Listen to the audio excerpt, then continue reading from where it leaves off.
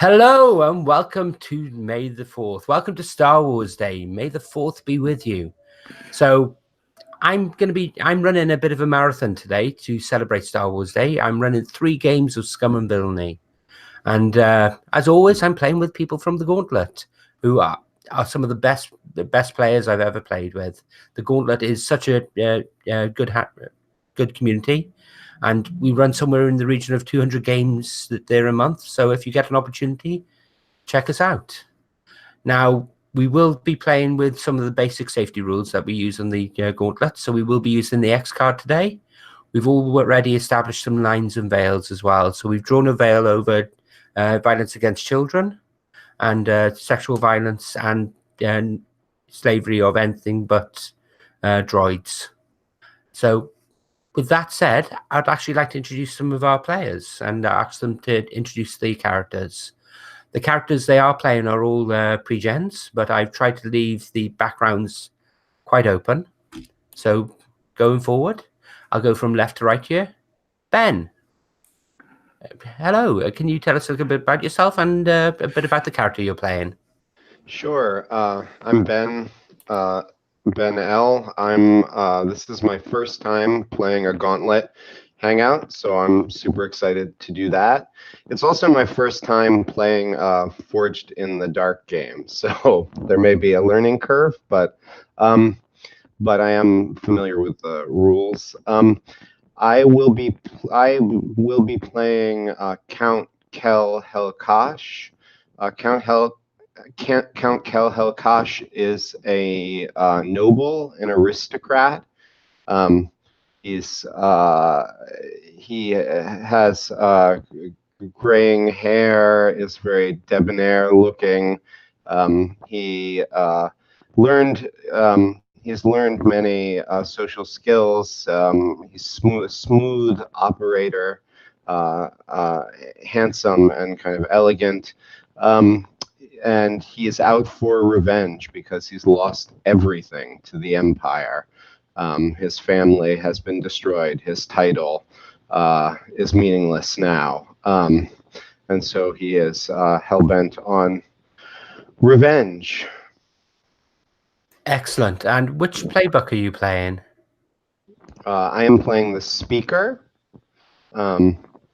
So I'm going to be the talker and the wheeler and dealer. Excellent. Thank you very much. And welcome to the Gauntlet. We're happy to have you. This is my first time running a Forged in the Dark game, so don't worry. If you make mistakes, I probably am going to make a few mistakes along the line as well. So just try and play on and actually have a bit of a laugh.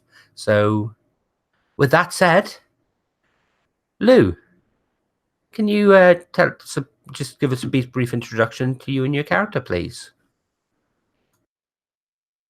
If you want to skip me, my dogs are just going crazy, and I'll come back at you.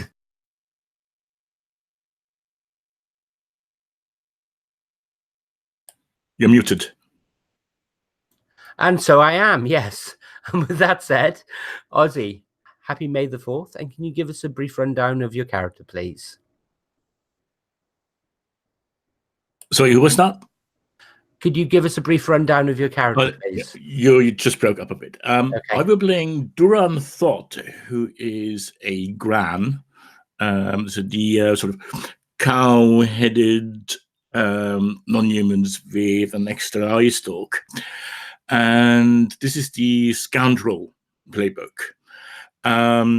He's been around the galaxy a few times, but recently he fell into trouble with a hut cartel and has since been on the run. And so this crew has kindly taken them on to help and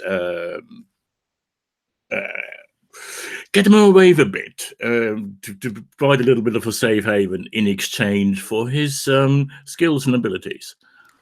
Excellent, thank you. And Walter, can you tell us a bit about your character, please?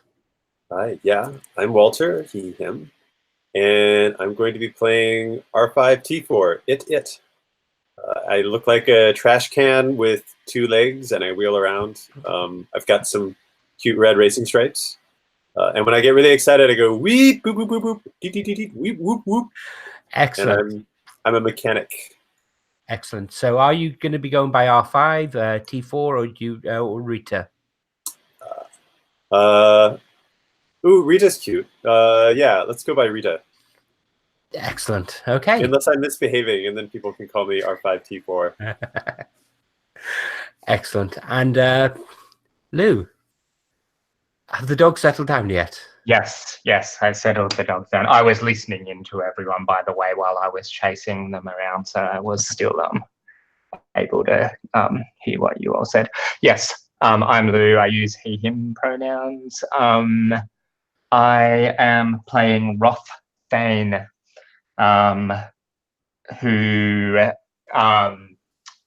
was a stormtrooper. I'm kind of picturing him maybe in his like 40s or something now. At some time in the past, it seems like a mysterious figure in black armor and a long swishing black cape choked out the kind of commanding officer of his unit and sent them all into pretty much a suicide mission. And he was the only one that survived, which has kind of now led him into kind of, I guess, rebellious and fringe dwelling kind of the kind of activities that he's doing now. I think I'm going to play him as being kind of dumb, but maybe mysteriously able to understand the droid very well. Well, that's actually broaches one of the subjects I'm going to bring up. Yes, all the characters will be able to understand R5, so there'll be no issue for communication there. You may notice R5's communications, his sway skill, and his command skill, and some of the other things may be a bit lacking, and there may be a reason for that. People need to understand you to be able to actually follow orders, or for you to. So only your crew can understand you? Is that the No? or other droids and other droids and some other people may be able to understand. At which point, but I have quite a way with other robots and computers. They a lot of other droids think I'm quite the Casanova. Oh yes, definitely. That shiny top are just chromed up, lovely. Having said that, as shiny tops go, I can appreciate that entirely because I'm getting one myself. But with that said, okay. So each of these sessions that I'm running has an opening sprawl. So before we begin, I'm going to read that opening sprawl. I did try to record it as a proper sprawl, but for some reason I can't seem to play it on the Hangout. So. Do you want me to go? Dun, dun, dun, dun, dun. It's fine, honestly. Okay, so a long time ago in a galaxy far, far away, Star Wars Day, Episode 1, Children of the Rebellion. The horrors of the destruction of Alderaan by the first Death Star have sent shockwaves around the galaxy. Erstwhile supporters of the Empire have finally been exposed to the horror it brings. For several months, Duke Tannet, ruler of the planet Bethuun, has been in talks with the Rebel Alliance to give support, but these talks have been placed in jeopardy by the kidnap of Tannet's children. But hope still remains as the Alliance dispatches a cell of agents to rescue the children, and in doing so, bring Bethuun into the rebellion. Ooh. Cut down. Okay, so for an opening scene, we're gonna establish a scene going in just to allow people to get a little bit into character before I get people to make the engagement roll and decide the route that they're going to be going forward for this job. So you're all part of a rebel cell called Renegade Squadron. And if you notice in your character sheets, you all have Renegade 1, 2, 3, 4, 5, or 6. So you feel free to use that during the game if you want. But you also have a ship. If you That's look like our call sign. yes, exactly. If you look on the character sheets, there's the Scarlet Lady. So you have a Corellian YT-2400 light freighter, which you can make use of. It also has a ship ability.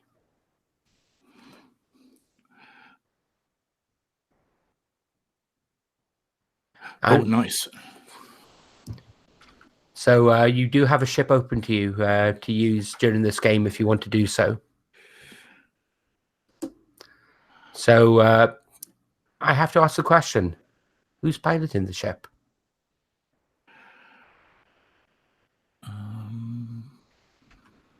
Not me. This is where everyone looks at their sheets and see who has the highest helm.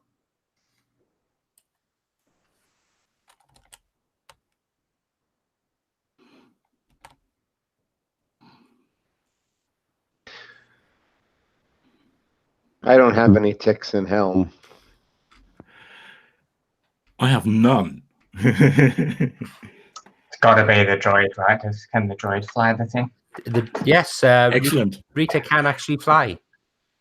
Sick. Okay. All right. Right on. This is going to be good. I'm more I don't about think I. punching. I can I don't probably think I- punch the count like Oh. the dash in like a Wookiee like way if it needs an extra hit. Sorry, you. Oh yeah, saying I definitely need a co-pilot. That sounds good. Okay, so is this taking place in the cockpit or? Yeah, I guess so. That sounds Okay. good to me. So we have the front window, and there's the vast swirl of hyperspace as you're moving towards the planet Bethuun. So What do we know about the planet? the planet is a rich trading hub. It's mainly known for its heavy industries, but a lot of what it does is actually break down garbage and break down resources that come from other worlds. It's effectively a scrap world, but because of the actual, you've got this great big division. The lower parts of it are basically like slums built out of scrap, and then you've got the rich parts, which are exaggerate wealth, incredibly rich people living in segregated areas away from the common people itself. And who are the people we are in contact with?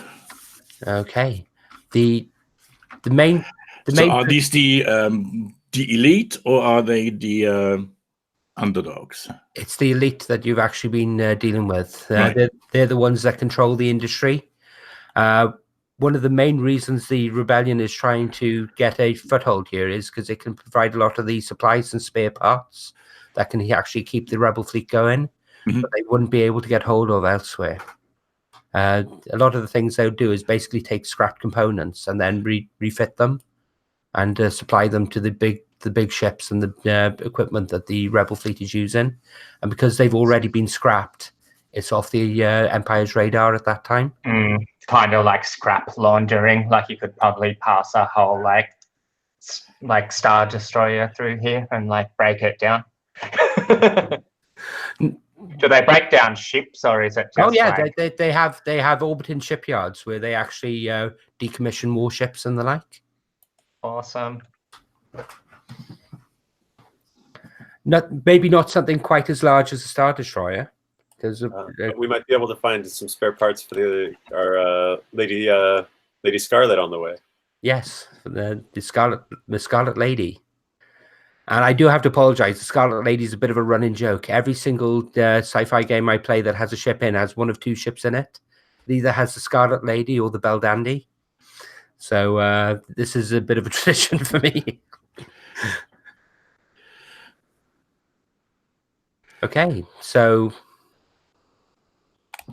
I think we're going to actually have this not in the well, we have this in the cockpit. Everyone's gathered round, and the comm unit flashes up. Okay, maybe I open the channel. R5. The transmitter starts transmitting to you that there's a hologram signal wanting to come through. Ah, good. Yes, I turn on the hologram signal. Beep beep beep. Okay, Whirr. so your little holo projector projects an image of a woman dressed in white. She's got very close cut hair. This isn't Leah. This is someone else who is quite famous in the rebellion. Well, Mothma is projected onto the actual countertop in front of you. Renegade Squadron, can you hear me? Beep beep beep. We're here. Loud and clear. We've just received communication from the Duke that that the people who have taken his children have been spotted in the city. Ooh. He hasn't informed the Empire yet because he knows if to do so will bring Imperial troops onto the planet, and we can't have our negotiations disturbed or revealed. So you need to do this under the radar. Find the children and bring them back to the Duke. Who's in command of this mission? I am. Naturally.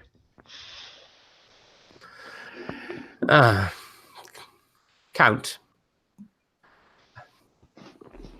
What sort of things do you plan going forward? Do you need any additional support?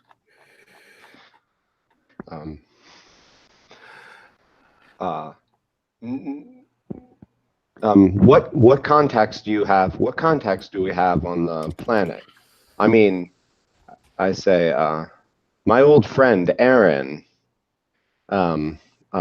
is in one of the. Imagining this noble friend of mine is in one of the elite neighborhoods that you mentioned on the planet. I say I have contacts, but who can you put us in touch with? What resources do you have on the ground? We have our negotiators in with the Duke at the moment. We've not really left the upper echelons of the magistrate district, but there are other people that we can actually put you in touch with there. We have there's a individual known as Chitani. He is an information broker. He is not cheap, but if you need him for the right number of credits or for the right resources, he should be able to help you. Excellent, my lady. Are there any other questions? Do you have descriptions of these people who abducted the children?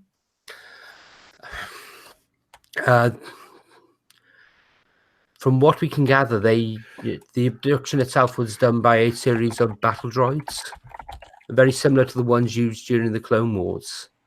There was a figure leading them, but they were heavily hooded, and we could not get a scan of them. Huh. The children were attending were on their way to school when their car was stopped, and the drivers held at gunpoint. The bodyguard they had with them was killed during the firefight.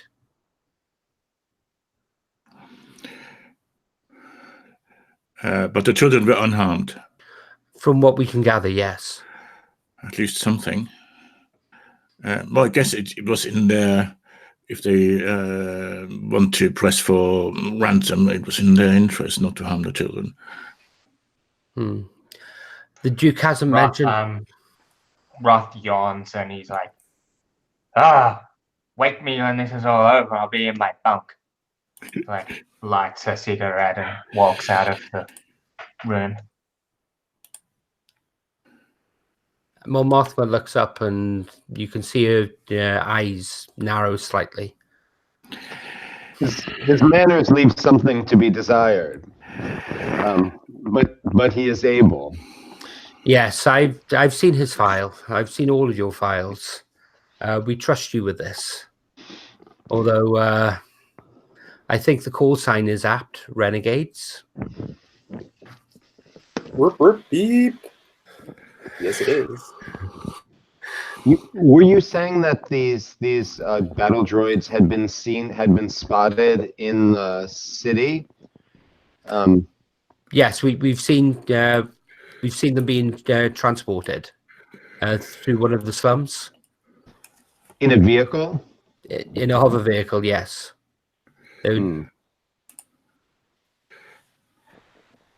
Yes. Yeah.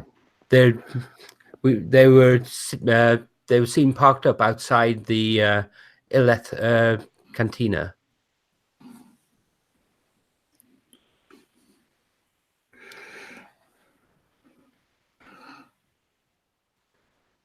Now, are there any more questions? I guess that's our first point of inquiry. Very good. How widely known is the children's abduction? It's not known at all. It's been suppressed through the news. As we said, we don't want Imperial forces involved in this at this critical time. Can you send us pictures of the children? By all means, there should be a docket that's been sent to you with the descriptions and photos of them.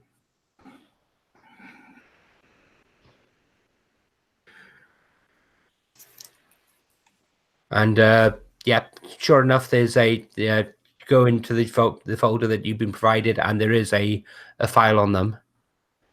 There's Lana, who's the little girl, and there's Urash, who's the older boy. They look to be between 8 and 10 years old.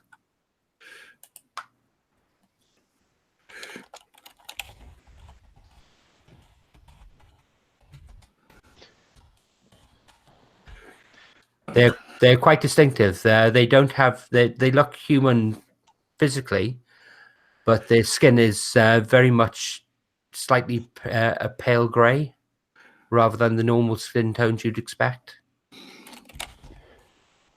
They look so young and innocent. We should go save them. Yeah. Very well. Sorry, I think maybe the boy reminds me of my nephew rather, who was killed by the Emperor, and there's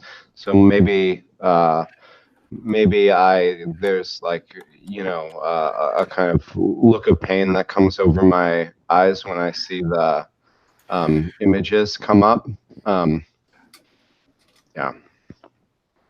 No worries. So, is there anything else, Renegade Squadron?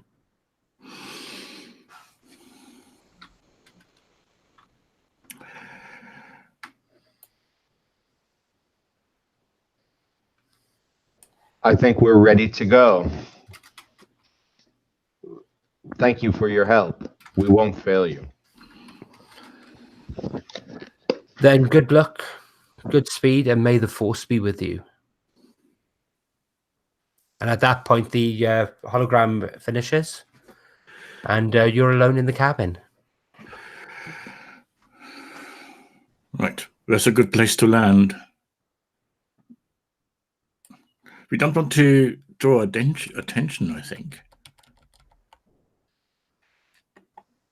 Okay, you come out. You come out of hyperspace, and you can see that there are busy space lanes around Bethuun.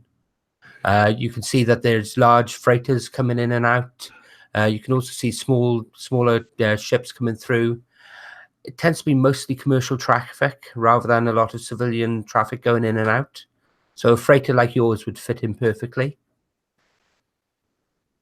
So where are you going to land? Are you going to be going to the slums or where the cantina is? Or do you want to go to the upper city, should we say? I think as close as possible to our destination would be great. so we don't have to deal with local problems while before we even get where we need to go. No worries. So is there a way to, I don't know, scan the surface to find a spot to land? all the spaceports are publicly listed, so you have no problems finding somewhere to land. No, I meant if we can find an unofficial that isn't a spaceport, just land on the surface. Most of the world is actually taken up by scrap piles. Right. So okay, you can do it, although there may be some complications in doing that. Right. So there isn't a lot of open space. There isn't a lot of open space. There's right. seas. There's most of the land is actually made up of either the slums, the scrap heaps, or the actual upper cities themselves. Because this being Star Wars, a world doesn't have a vast, diverse biosphere. It just has one thing or another. Don't we probably have a cover story for being here? Oh yeah. So maybe maybe are we here delivering some kind of scrap or goods or something like that? Dropping off scrap, maybe. Yeah, when we left, we took up all the scrap we had at the base and have that in our hold. So maybe we could deposit a scrap yard and then dock, just for R&R or something like that, allegedly, ostensibly. Okay. So one of the things that Scum and Villainy does is it tries to cut around the whole planning section of things. One thing that people do have the option of later in the game is there's an option to flashback and actually establish things that would normally come up in that planning stage at that time. So the question I'm going to ask you, how do you want to find these children? What way? I just need to know the general way. And from that, then I'll ask another question that can establish how we do that. And then we'll jump to an engagement role. So the choices for general way would be assault plan, deception plan, infiltration plan, mystic plan, social plan, or transport plan. Mm-hmm. I'm guessing either assault, deception, infiltration, or social. I don't think assault is particularly, because we don't know exactly where we need to go. Assault isn't. We need to find their base before we can do an assault, because what we need to find out now is where they have taken the children, and that is by finding people who've seen them. So I think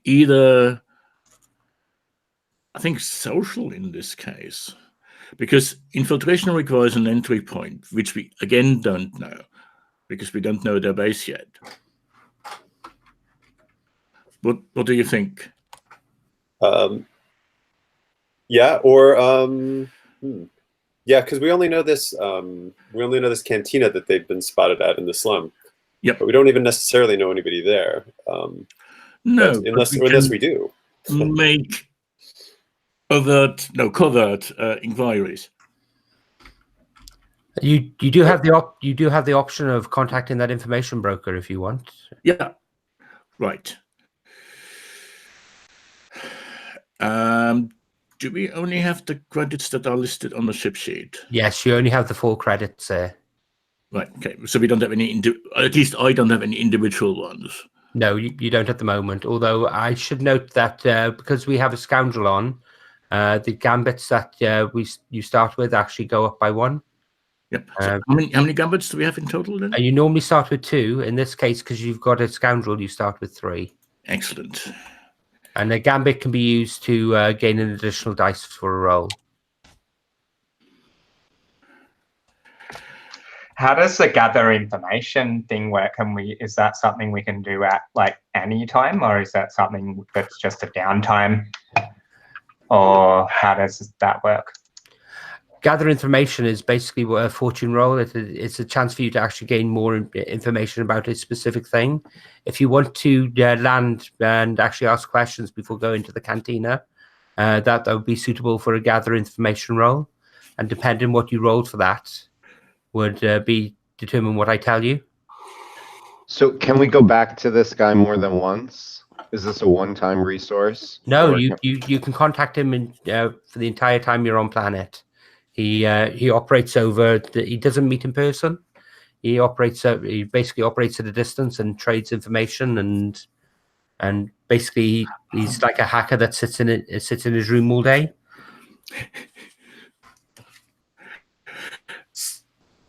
Yep. So let's get in touch with him first. Okay. So right, yeah. Go ahead. So is this still prepping for the heist, like for the mission, or is this the actual mission now? No, this is still prepping. In that case, I think I might storm off and go immediately to the cantina while everybody else is going to the information broker. Well, we're sort of getting in touch with the HoloNet. We're not actually going there. Yeah. Well, I'm going to start going towards the cantina. Whoop, whoop. You can have a look around, but don't kill anyone. Okay, so you contact the information broker, and this face comes up with bulbous eyes, and this Rhodian looks at you. What do you want? Eh? Yeah. Well, you bother me. Why you bother me? Yeah. Go.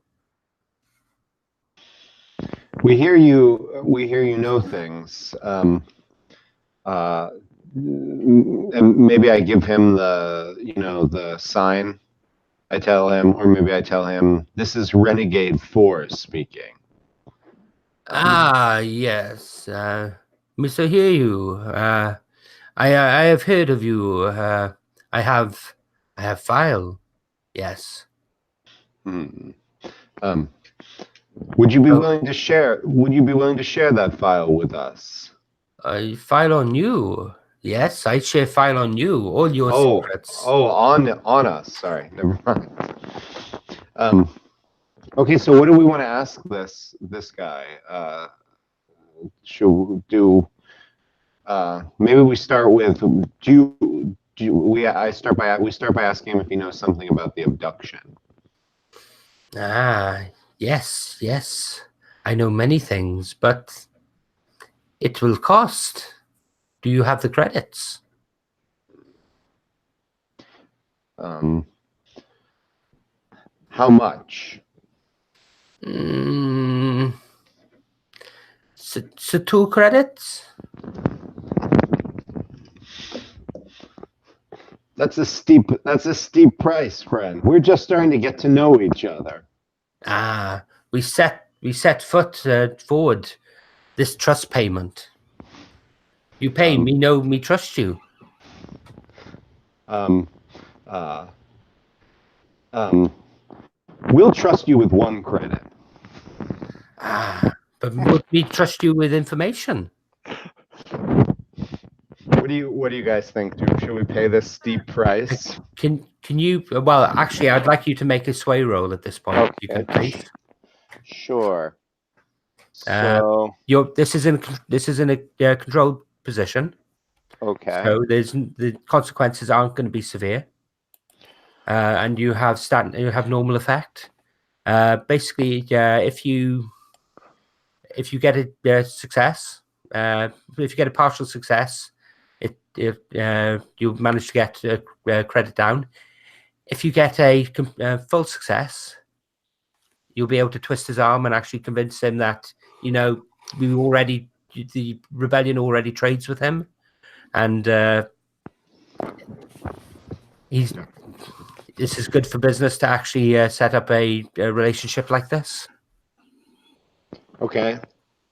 All right. So I'll roll. Okay. So if you look on your character sheet where it says sway, if you click that, Yeah. You can also buy extra dice if you want. yes, you can take a devil's bargain, which means oh, sorry. Does anyone have one to propose? Oh, I've got one. He's going to sell the information to whoever we're looking for. that we're here looking for them, whether, whatever the result is. Because he's a double agent, right? He deals in just information to everyone. Do you want to take that bargain, Ben? It's a pretty steep one, but it might make things interesting. Sure, I'll take it. Why Okay. not? So roll extra dice then. So you can get 3 dice to roll. Yep. Okay. I would have had 2 without that. That's right, yes. Yeah, I think maybe I won't take that then. That's a little steep. You think it would be more fun if I did? All right, I'll do it. That's fine. Okay. But okay. So how do I roll on the what do I Well, where it says sway. where it says sway, yeah, just click it. It says controlled. Okay. You don't have to take it. I'm just joking with my booing, by the way. Take it if you find it interesting. No, I'll do it. So I'm doing 2 dice, 2 bonus dice. Okay, got it. So you get 1 dice for sway. Yeah. Sorry, no, this is consort because this is one of the ships. Because this is actually one of the ships. What am I thinking of? One of the ship's contacts. So you can roll 2 dice for consort. Okay. And then 1 extra dice on top for the devil's bargain. So that would be 3 dice. Okay. Well, just to be rulesy, the player gets to decide what they're because it's one of the fun parts of the game. Like, not to be a rules lawyer, but it makes it interesting to find your character when you say Yep, by all means. Consort is good. I mean, we talk about our shared connections, and there's some subtle threats perhaps that come in. So I am rolling. Nice. Where do I see? How do I see the result? I'm sorry. I'm a You see roll 4, 6, 5. That's your die results. Okay. Oh, I see. There we go. And the highest one counts. Great. Okay. So you get a full success. He agrees to provide the information free of charge. Yes. Okay. That's because he knows he's going to be having information on us later. We're not the source of profit here. He's got it worked out on the back end, right? That was a little too easy, right?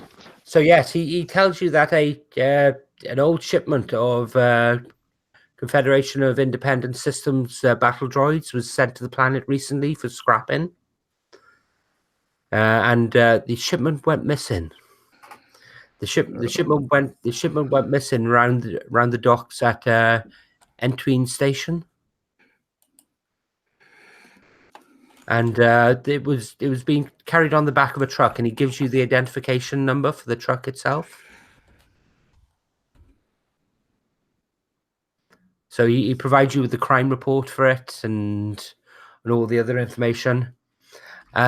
He actually points out that there were 2 individuals seen stealing the truck. One of which was a tall individual carrying what appeared to be a long blaster on his back, and another one with long floppy ears that actually drove the truck itself. So it looks like there's only 2 individuals, or at least from what you can see, 2 individuals. As you look at the actual pictures, you can see that the one with the long floppy ears looks to be a Gungan.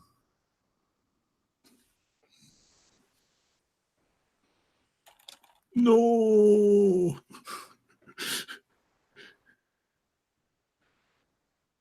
First one to die.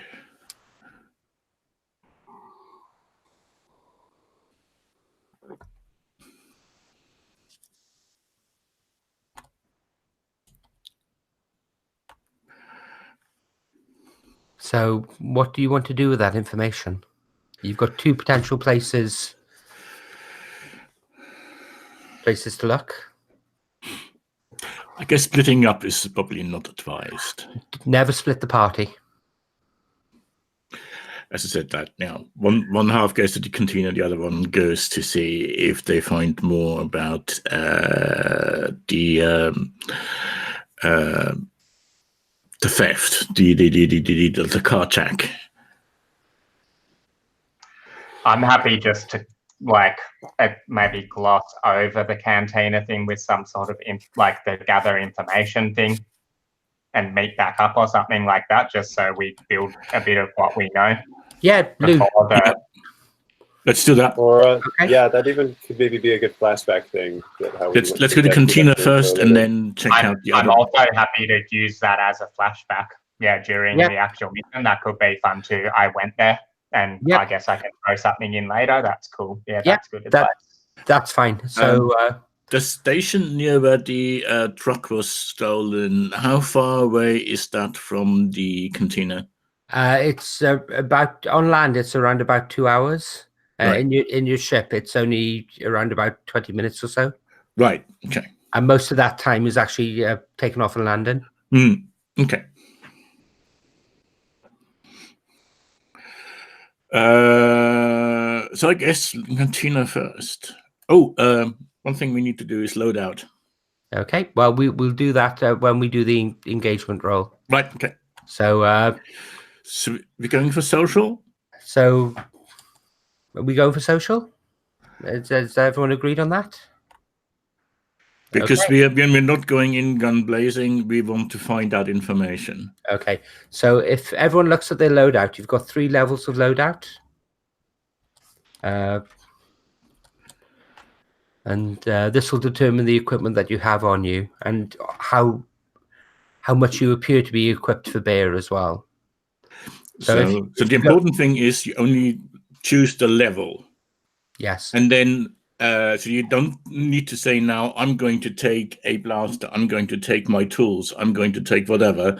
But the loadout determines of how much you can use during the actual job. Exactly, yes. So you basically tick them off as you need them. But the loadout, it determines basically what people see. So if you go heavy, then people will see, big stuff, carrying bags, and that sort of thing. So if we want to be sneaky, we might need to bear that in mind. Rock doesn't know how to be sneaky. So can I ask what loadout levels has everyone taken? I'm going for normal. I'm probably going to go light. Okay. I'm going to go normal since I'm going to look like a fully outfitted droid. Excellent. Okay, so in which case then, I would like one of you to make the engagement roll, please. I'll give you additional dice for this time for the information that you've got from the broker, so you can. So that's 2, and you're not in a. It's not in a particularly daring or outrageous plan. You're not trying to break into the high bank of the Empire or anything else during the Emperor's coronation dinner or whatever. So I think at this point it's 2 dice, and I certainly don't think that the people who you're coming across have a major advantage here. If you had gone for that devil's bargain, they would have had foreknowledge that you were looking for them, so you would have had a -1 on the engagement roll -1 dice on the engagement roll at that time. So that was the right decision to make. So can someone roll 2 dice, please, and tell me what the result is? I can do it. I think there's a fortune roll in the ship. Yep. Let's see here. So, all right, 2 dice. Let's see here. 5. Okay, so you go into a partially controlled condition. So you walk into the cantina. You start out wandering around asking questions.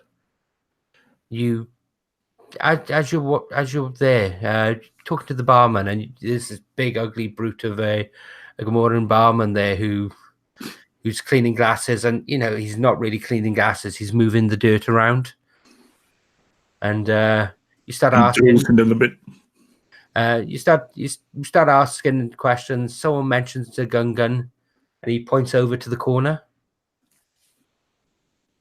And as you look over there, you can hear the Gungan dialect, and you can see that this Gungan is sitting there, and he's surrounded by people, and they're in the middle of a card game. They're playing sabak. And I think this is my cue. I'm going to sort of nod at the others and wander over. My friends, mind if I join your game? there's several humans around the actual table. I can't believe I can't think of the word table. How stupid is that? And Space table. Hollow table. You're playing with holographic sabak cards, and they look there. They budge over, and the Gungan is Misa put this down. Misa win again, and he just scoops in all these credits. Some of the people around the table just look at him like he's filth, and he's laughing. He picks up his string. Misa good at this. Me's win major bongo money. Yes. Now, you a newer player? Oh yeah. Want to take some of those credits off of you? You are not to take us credits from me. This is my treasure. Misa take credits from you.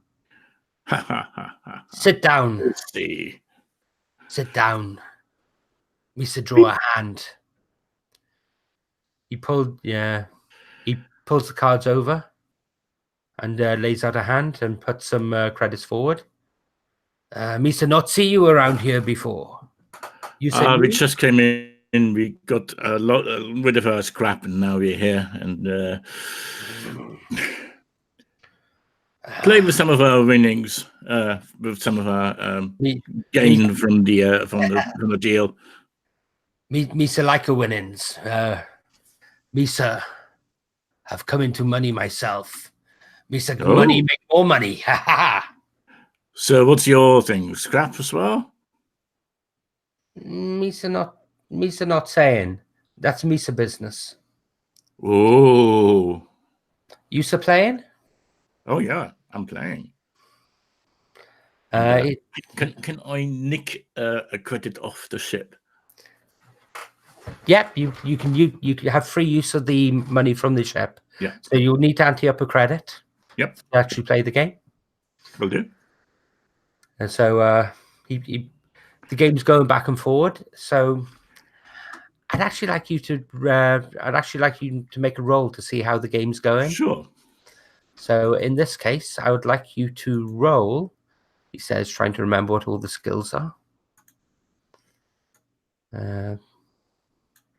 Sorry, too many windows open. Nope, that's the wrong one. Maybe just a fortune roll?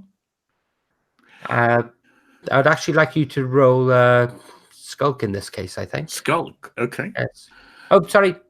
I don't get to say that. I'd like you to make a roll. How are you doing this? Are you trying to talk him into doing this, or... Sorry. What the thing is, cheating in Sabak is really, really hard because it's not like poker where you have fixed cards, but the cards change, the faces of the cards change all the time. So I'm going into the bluffing route. Okay. So I'm guessing that's a sway. Yep, that sounds like a sway. And I will, why not? Let's see how that works. I will push myself. Okay. For an extra die. Okay. So position is standard? Position is standard. Controlled, I mean. Yep, controlled and a normal effect. And a standard effect. And 1 extra die for the push. And I've got a 6 and a 5. Okay, so you dominate this. You're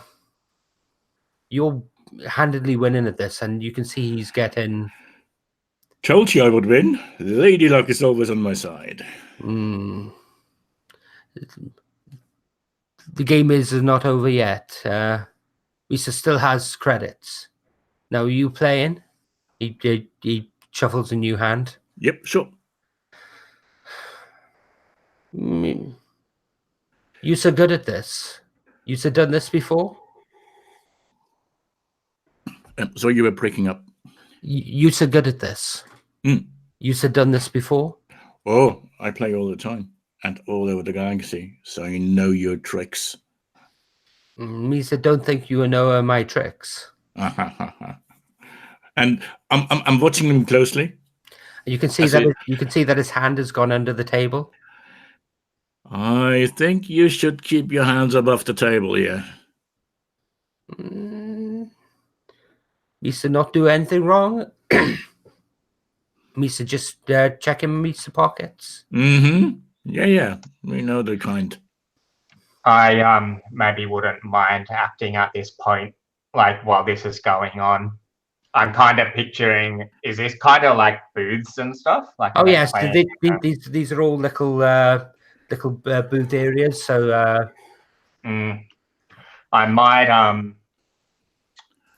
I might do the spend distress on. I felt like I was establishing maybe that I got here like earlier, so I think maybe I've established myself kind of in this, like in the next booth over, and I think I'm just kind of, it's just fictional positioning right now, I think, but I think, you know, like I'm loaded for bear and I'm in the booth next. Maybe I've even got like a blaster like pointed like through the seat or something in case things get out of hand.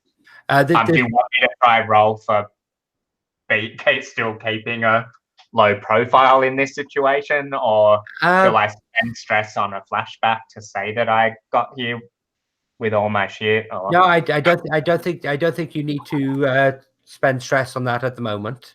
What I would like you to do though is I'd like you to roll a skulk roll to avoid drawing attention.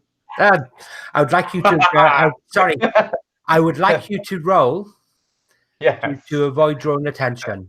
This is a risky roll, because if you fail this, you will attract the attention of people who in the bar and potential allies of this gun. But it is a controlled position. Sorry, it's not a controlled position. It's a standard position. Yeah. Skulk is really the only thing that makes sense for sure. So risky. Did you say standard? It's standard, yes. Yeah, cool. Okay. And does anybody have a devil's bargain? We have gambits if you want, or you can push yourself. So I'll offer a devil's bargain. One of the local local female mobsters has you've caught her eye, and I think she'll actually slip into the booth next to you with some of her friends and actually start chatting to you. Yes, awesome. Okay, a 4. Okay, so you've got a partial success there. So yes, you're in a position to help, but you have attracted some attention, and this female mobster who's comes in and has been flirting with you. You notice some of her men have noticed the blaster, and their hands are actually sitting on the hilt of theirs, on the handles of theirs. Now you can actually downgrade that consequence if you want. You can resist it. I'm pretty happy with that consequence. I'm not gonna. Seems good. Seems to add to the tension. Okay. So Hal, you're sitting at this table. The next hand comes up, and he puts down a losing hand again. Use a cheating. How can I cheat? You've seen my hands all the time, and yeah. Use a cheating. I'm not cheating, my friend. You are a loser. That's what you are. I said not a loser. Use a cheating. And he stands up. And as he stands up, you can see his blasters coming out. I shoot first. Okay, so in this case, you're both shooting each other. Yeah. If given the range, this is a. So taking my blaster pistol. Yeah. So this is a risky. This is a risky move. So it's not a desperate one, but you will take level 2 harm as a consequence. Okay, I think I'm going to spend a gambit on this one. Okay. Standard effect? Yep, standard effect. Also, I believe that Lou has actually set up for you that you've got some support there. Yeah, definitely. That's help from me for sure. Just another die? Yeah, which I'll add stress. I think I add stress. Yeah. Right. Is it just 1 stress or 2 for It's helping? just one stress for helping. Okay, cool. Let's see what happens. Critical success, 2 6s. Oh, 5. He raises the pistol, and at this point, I shoot him under the table like ham. Okay. And part of that crit be me also shooting through the seats of the thing at the same time. yeah, by all means. So are you both kneecapping him, or are you actually are you taking him? No, I just want to prevent being shot. Okay. So maybe one I will kneecap him, and maybe the other shot is going to hit his the hand that's holding the blaster. Okay. Awesome. So he screams and falls backwards. His blaster goes splitting over. At the sound of the shot, Blue, the people around the table with you, you can see that their blasters have come out, and they're standing up. Just defending myself. Yeah, we probably both stand up at the same time in others. We're like, hey, no, it's fine. He said he was cheating. He wasn't cheating. And the female gangster looks at you. This is our club. This is our cantina. We don't stand for that round here. Take it outside. Well, you're not just going to let somebody shoot you, call you a cheat, and then shoot you, are you? No. Okay, let's take him outside. I pick the gun up. Are you taking the credits on the table? The ones I legitimately won. Yes. Yeah. Okay. Add 2 credits to the ship stash. Okay. Cool. What kind of scoundrel are you? Take all the money. Take it all. Take it all. I don't want to agitate the locals even more. There's the ship. There's the ship. All right. Okay. We didn't take the credit off earlier, so. Okay. So you effectively get frog marched to the door by the heavies in this place. Yeah. And effectively asked in no uncertain terms not to come back. So you have this gun. He's screaming out in pain the entire time. Shut up. So where are you going? We'll take him round the back somewhere into an alley or something, and then we'll squeeze him for information. Okay, so you're all around. Everyone's in the same place now.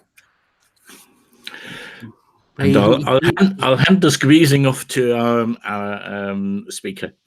Yeah. So right, we have you where we want you, and you're going to answer some questions for us now.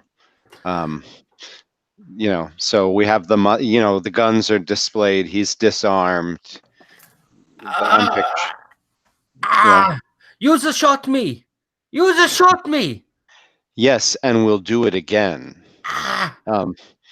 You mentioned, I couldn't help but overhear at the table that you mentioned a big score. I don't suppose this had anything to do with some droids. I can't say.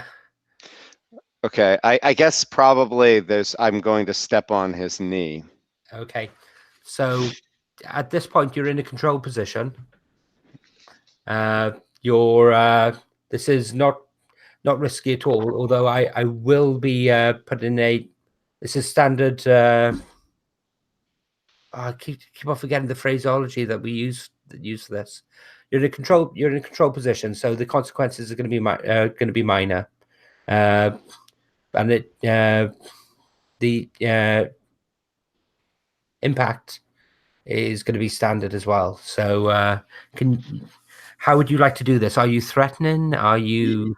Yeah, I think it's probably command is probably given the situation.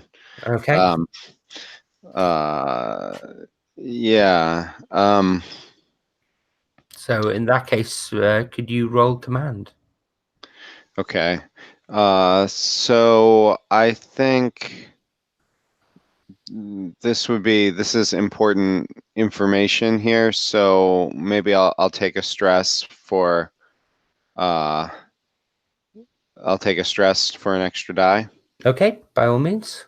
Okay. Here we go. Command controlled standard effect. Bonus dice 1. Okay, I got a 6.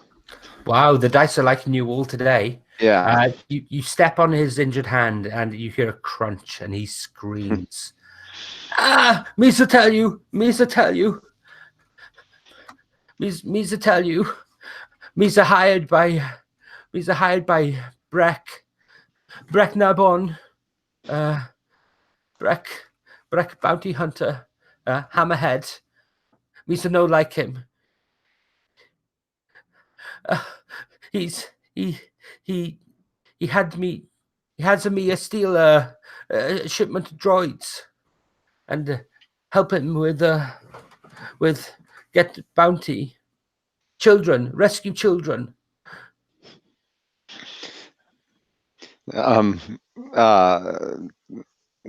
Tell us about this. What do you know about the children? Were you there for the rescue? Yes, Misa drive the car. Misa drive the hover skimmer speeder. We rescue children. Where did you take them? We used to take them to warehouse where the droids are held. We'll need to know where this warehouse is. Misa can't tell. And as he's doing it, the ears are up and flapping. Yeah. Misa tell you. And he lays out the information on this warehouse. It's in these. It's out amongst the scrap piles itself, so it's away from the built-up community.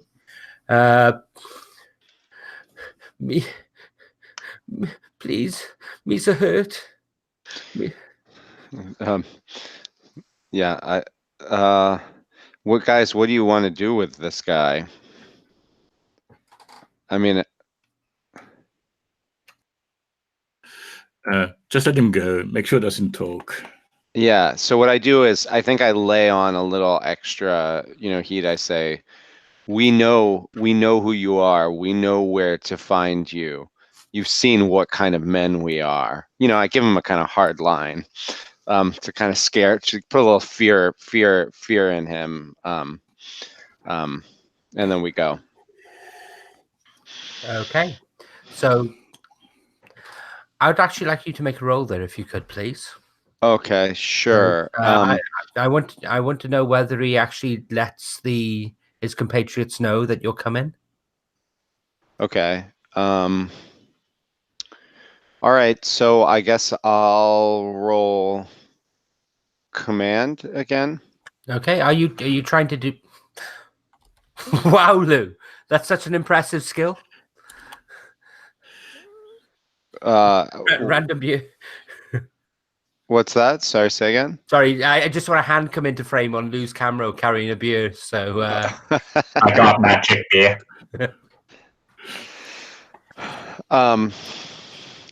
Right. So yeah, no, I think I'm just going to command him, and I'm not going to spend anything for extra dice. If anyone, wants to do anything, they can, but I think I'll just do it straight. okay. So in which case, then, can you roll command, please? Yeah.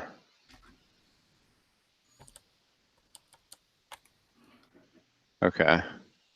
What did you get? 3. So Okay. so what's the consequence going to be here?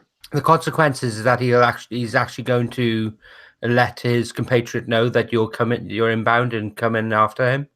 How much stress do I take to resist the consequence? Well, Yeah. it would be 6 minus whatever you roll in your resistance roll.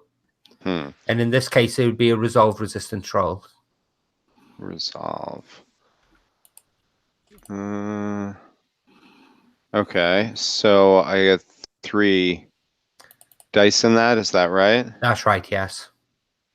Okay. I think I'm gonna resist that consequence. Okay. So can you click where it says resolve? Yeah, I got it. No bonus dice. 3 should be enough. Oh my God! Ooh. Brutal. Ouch. Okay. What did you get? So it goes. 2 is the highest. I got a 3 dice. Oh, so that. Why does it stress you out? Why does this stress you out so Yeah. much? Yeah. Was the Gungan so cute and you're like being so mean to him? I think it stresses me out because I can see that he's lying in his eyes, and I have to kill him. Okay. And I do it, but it's not something I'm used to doing. Okay, so there's the acrid smell. My hand is like trembling afterwards, Okay. So there's that, and the thump as he lands into the ground. Shit, dead Gungan. What have we done? How do people feel about that? Why did you have to do that? I mean, now we need to get rid of him. I say I could see. I say I have a lot of experience with this. I could see in his eyes he was lying. I say it was the only way to keep him. It was the only way to keep him quiet. Let's stash the body quickly and we'll go. It's clear I'm bluffing to try to bluster over the situation. Yeah, but I quickly go through his pockets to see if there's anything useful in them. How does Rita react, Walter? These biologicals are treating each other so meanly. Yeah, Okay. I'll pat Rita on the. I know we're meant to be the good guys, aren't we, buddy? So going through his pockets, you do actually find a comm link in there. You find some spare cells for a blaster pistol. You find a picture of him and his children. Oh. In his wallet. But you also find the. I showed the picture to the Count. Yeah, my eyes harden, but right. But you also find this strange little badge as well. It looks to have some electronic elements to it. Maybe like a a door tag or something like that? Well, people would. Perhaps I can study the badge and try and I'll show you analyze I'll show you to Rita. electronics. What do you make of this? I have like a little ATM card slot. You can just stick the badge in there, and I suck it up. Analyze it. Okay, so are you rolling study then? Yeah, that would be a study. Okay, is this This is a control? This is a controlled situation, yeah, and you will have standard impact. Okay, and yeah, I guess I'll just take a straight up roll on this one.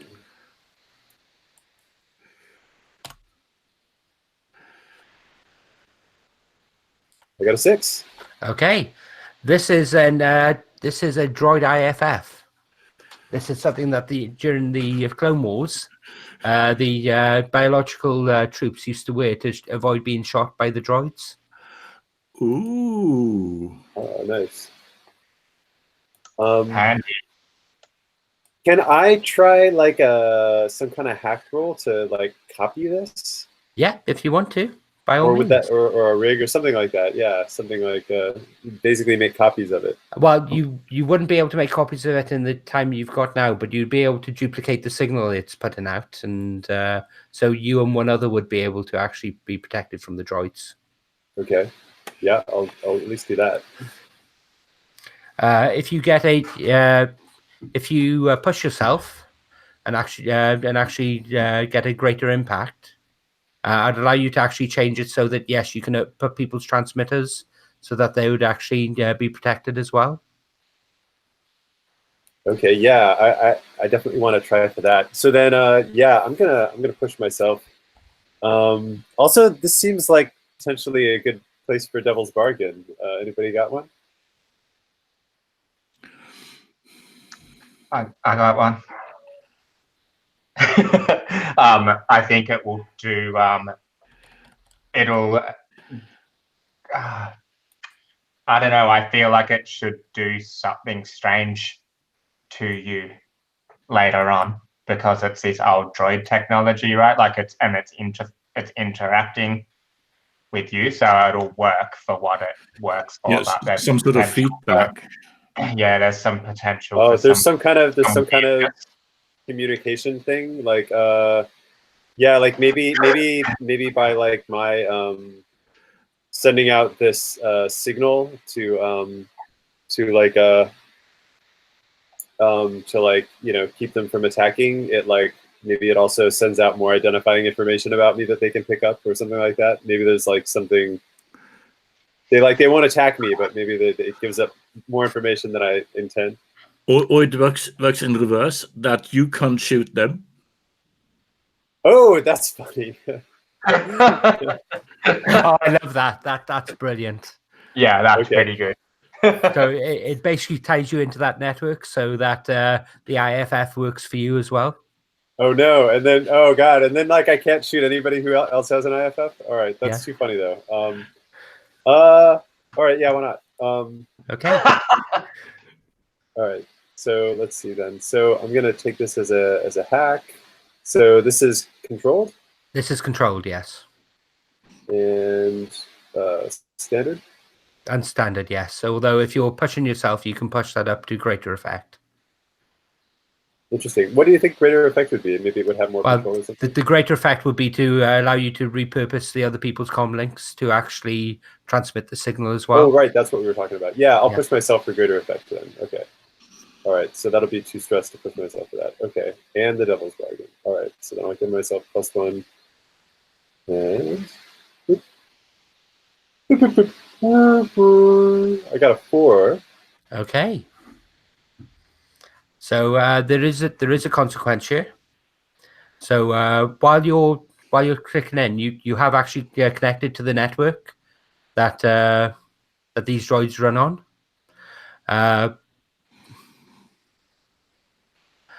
I'm going to say you're actually going to gain 1 level of harm as all the telemetry information is. Actually, no, this is a controlled one. I did say it was controlled. So I'm going to say that you're getting telemetry information that's very difficult to read and pass out. As a result of this, you're not going to be able to pilot the ship until you've actually sorted this out, because the telemetry information is just going to be all over the place. So someone else is going to need to actually fly you to the location if you are flying there. I'll fly it. All right, my co-pilot's in action. So is it? So somehow we've got to like repair my telemetry. Well, no, it's just connection or something. it's just you're getting a lot of telemetry signals in, and you basically just need time to process it and basically work it out. So Okay. it's not anything that physically needs doing. It's just a case of, for the next hour or so, you're basically narrowing down the signals and basically passing out the signals so you can. So it's like a cost of getting this IFF to work. Effectively, yes. Okay, cool. Okay, so you have the location of this warehouse. Excellent. What are people doing? Next point of call. Shall I roll something to fly us there? Is that what we're doing? No, you don't need a roll in this instance. You'd only need a roll if it was a particularly dramatic moment. There's assumption of competency as part of the game. That's right. So even I can fly, but I'm just not an amazing flyer, right? That's right, yes. So Cool. we can basically, because we're just joining traffic, we're not trying to go there fast or... No, you're just trying to play casual. Exactly. Yeah, Just well, play casual. just for some fiction, though, I think I might, like, as we take off, probably, like, scrape along the whole bottom of the ship, like along the building or something like that. Like, it's not, I don't wreck anything, but there's just sparks, you know, and everyone's worried I can't fly, but then I get us there relatively unscathed. Brilliant. So you could go to the warehouse. You can reset your load at this point because you're back on the ship. So Okay. So when you're flying there, how far away are you landing from the warehouse itself? At the door. Oh. I don't know. Now, are we still doing some sort of social score? Or are we trying to go in? I don't know. Rock is into charging in and shooting things. But I think this is more of an infiltrate one. I have an idea for a plan. We got his comms, right? That's right. Yes. Yep. So I think maybe you know, on my loadout, I could take. It seems appropriate, like a spy gear, and maybe there's like a voice. You know, like maybe I can replicate people's voices, and so maybe we could give a cover story that we're coming in. You know, like maybe we could call in and we could talk to them as do the a really bad Gungan accent over there. It's a me. me, right? Exactly. right. Or yeah, yeah. Right. Yeah. So maybe some kind of cover story. Like maybe there's we're making a delivery or something like that. Just try to get in there. At least some of us walk in the front door. We could try get them to come out and like help us unload, and then we could blast them off.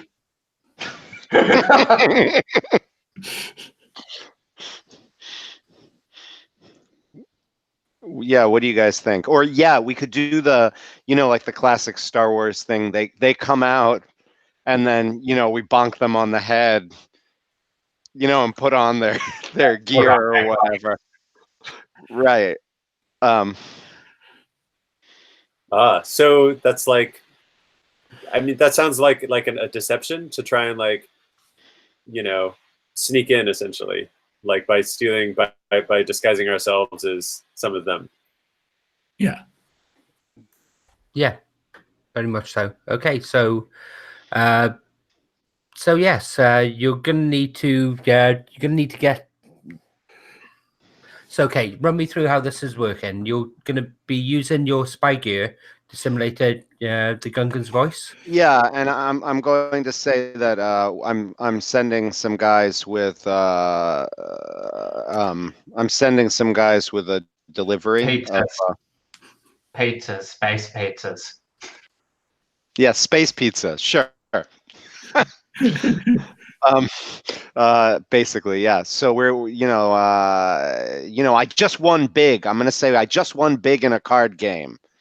It's on me, and so I'm going to send I'm sending a real treat. Misa, send real treat to you. Maybe I sound drunk or whatever. So come out, come. I ask them to come out. I say delivery here now. Come out, and then the muscle and whoever else is there ready to, and then we'll try to sneak in. That's the plan. Gobun, is that you? Yes, Misa here. What in the 3 moons of Rhine? What are you doing? Where did you get that ship? Say Misa won in card game.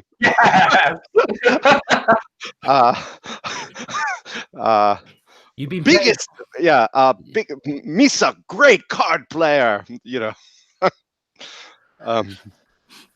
Okay, so this is risky. Yeah. Because they obviously played cards with him beforehand, and he's not that great a card player. So I'd like you to roll a risky position, and a normal effect. The consequences of this, they're gonna come towards the ship, and but only a few of them are going to come on. If you get a full effect, I'm sorry, this is an entirely new system to me, so I'm struggling a little bit because it's totally different to the normal way that I do things. They beat the roll and other things. So, can you roll the dice and I'll lay out what the consequences is? Sure, that's no problem. I guess I'm using Consort because I'm trying to use my social connection with them. And this crazy backstory we've come up with to get them to come out. So, does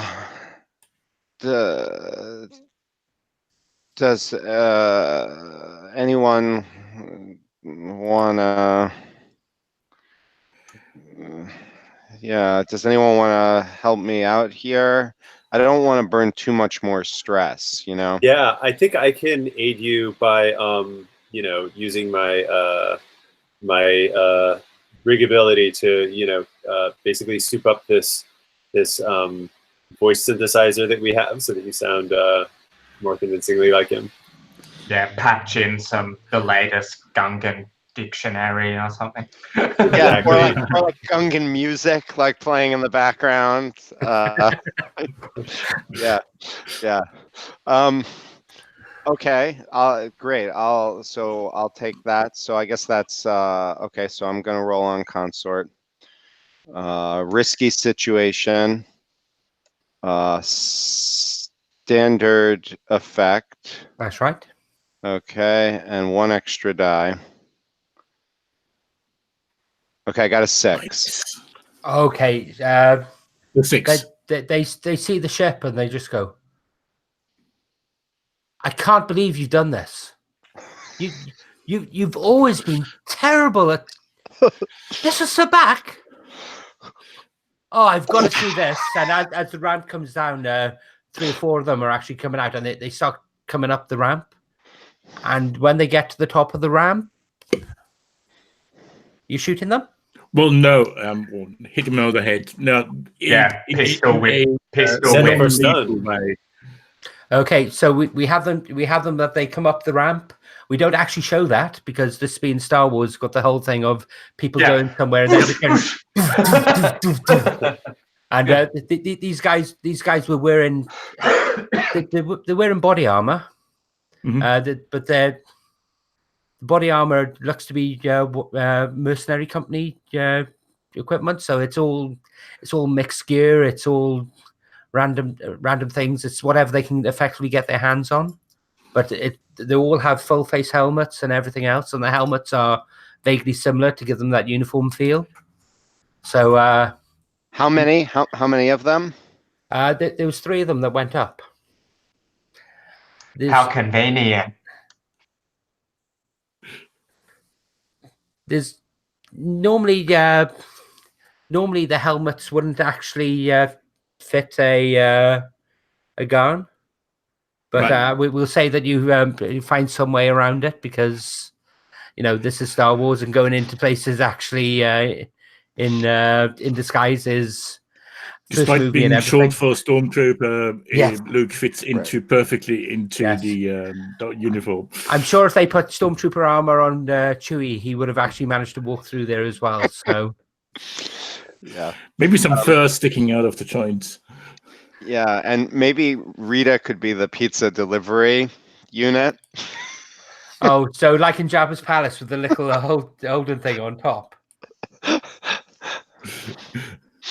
Yeah, I've got the pizza delivery. I'm the pizza delivery droid. Okay, so I'd like people to choose a loadout at this point. Yeah. Well, I feel like I get to go heavy because I can disguise it as pizzas. Okay, so so you can actually hide equipment in the pizza box if you want. I'm going heavy as well, because I think we need to take out a few people here.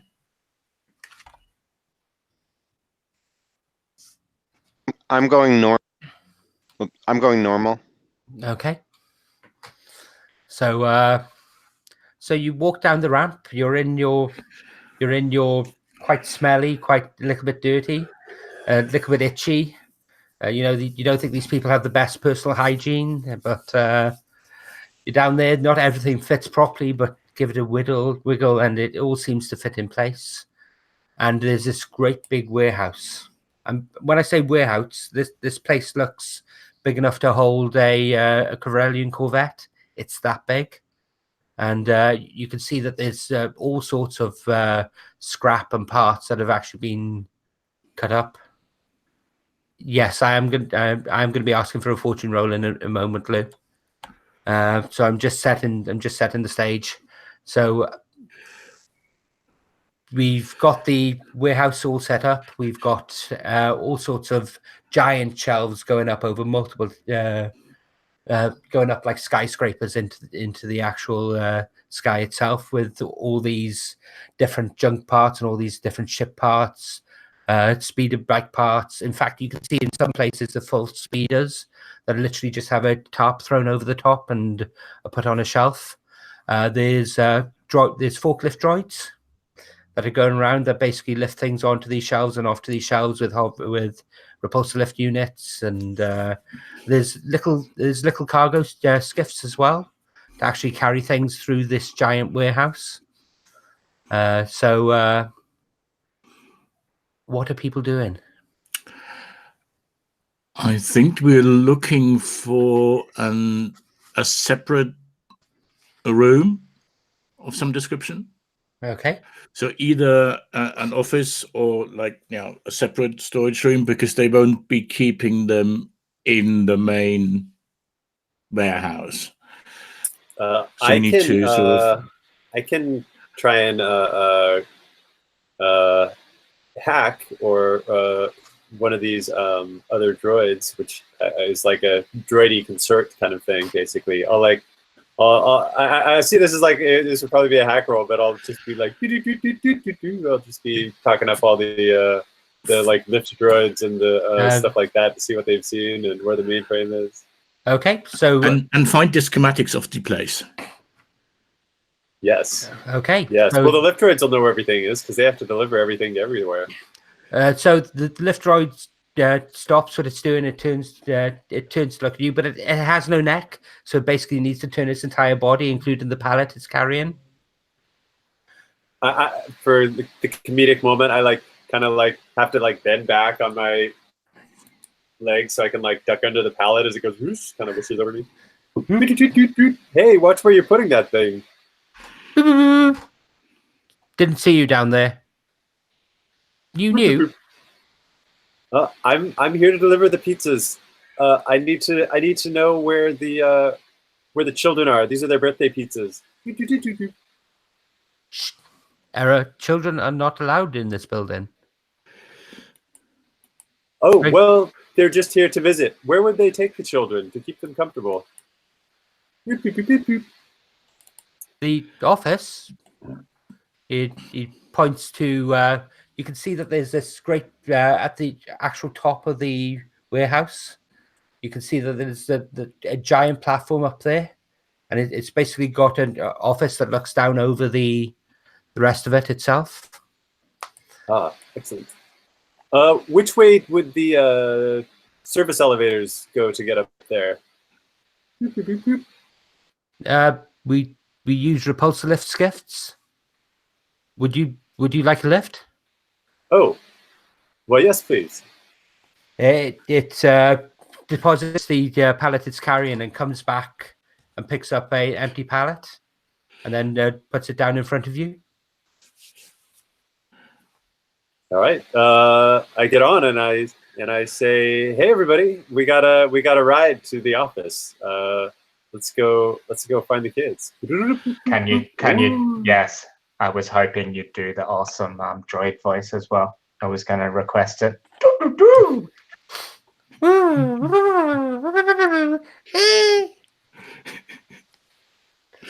So this lifter droid, this forklift droid with the repulsor unit, picks up the pallet as you all stand on it, and it starts flying up to this large platform at the top.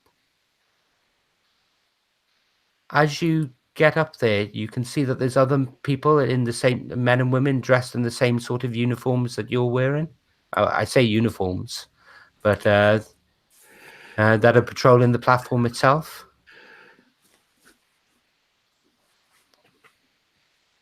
And as you come close, you can see that there's some heavy blasters that they've actually set up on the platform, just slightly away from the edge, and these swing towards you. Oh, like gun turrets? Well, they're like turreted. Yes, they're basically on tripods. Oh, like it's one actually holding them. Yeah, so it's like it's not automatic. No, it's like the web blasters from the Hoth. Yep. Awesome. Can I pull out Vera, my sniper rifle, and try snipe one or both of them that are pointing the... At this point, I think we need to make an engagement roll. Yep. Oh, yes. Why don't you do that, Lou? Okay, I will. Okay. There's a button for fortune somewhere, isn't there? Roll fortune. Yes, it's on the ship. I will give you an additional dice. So this, I think, has become an assault at this point. Mm-hmm. So I will give you an additional dice for the uniforms, because that's going to slow their reaction somewhat. So can you roll 2 dice, please? Sure can. Nice. Okay, so the people manning the turrets, they turn towards someone that actually stands up and goes to speak, and at that point there's just a as the 2 people on the turrets fall over. The guy who was the woman who was coming forward to speak, she pauses, she looks around, she looks at you, and there's Can she have a little red laser dot on the yeah, by all means. And her hands go up. Yeah. So you are in a control position going in. Pizza delivery.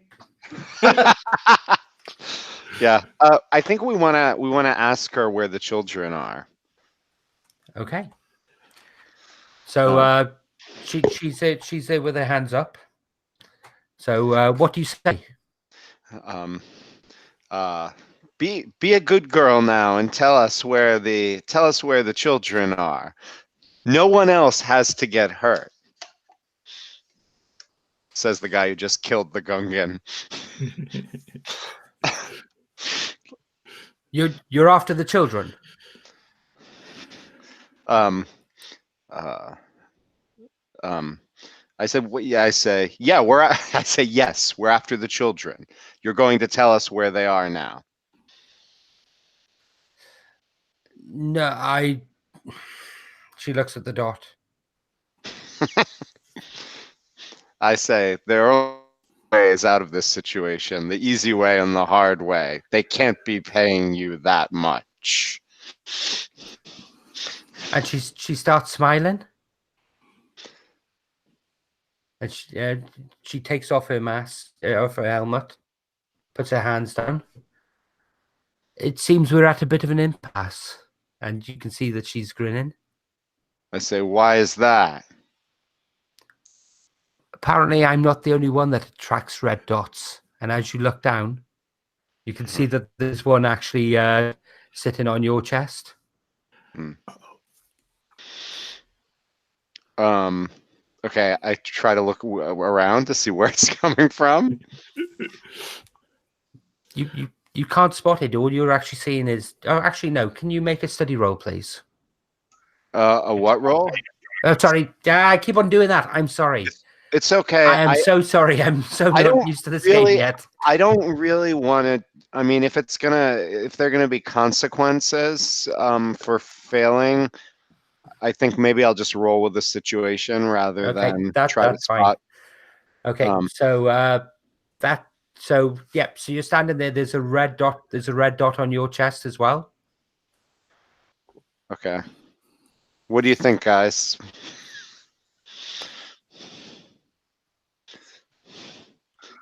Might be a good time.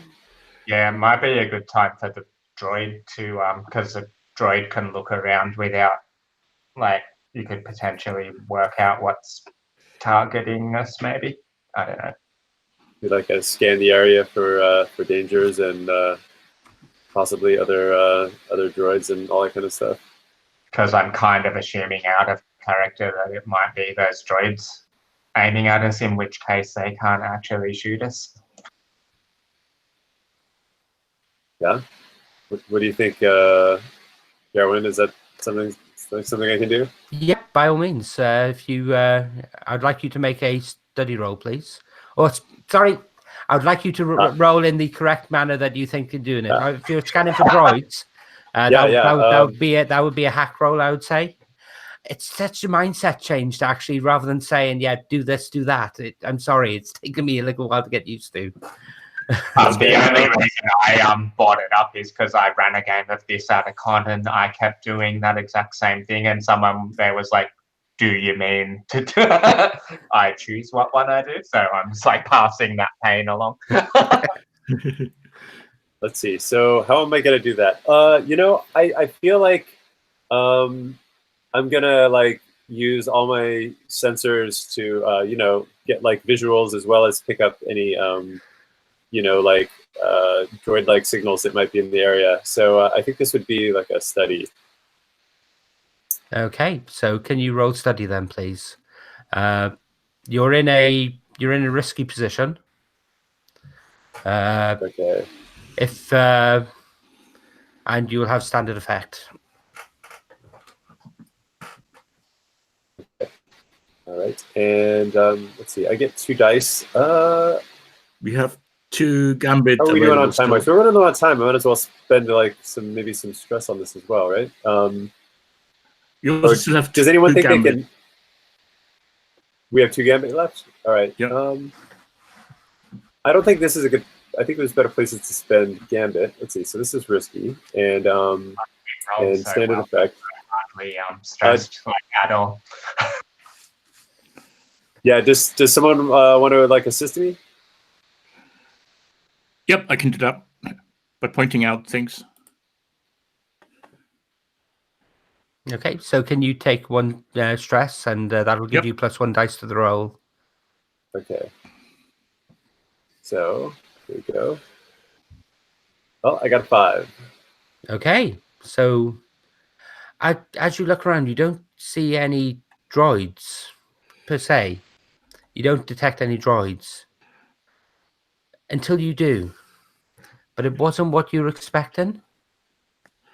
You were expecting that to come across the signals of a battle droid, something with an equipment itself.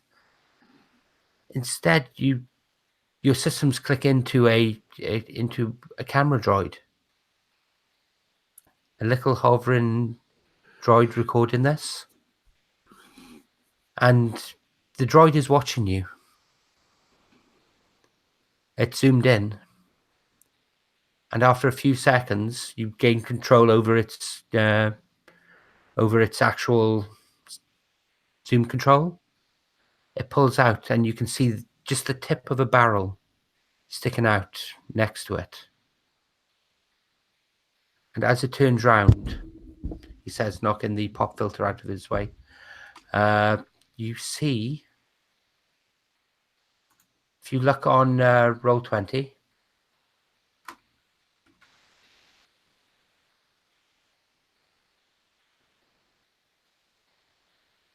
there should be a picture shown to you. Is it on the main? Let's see.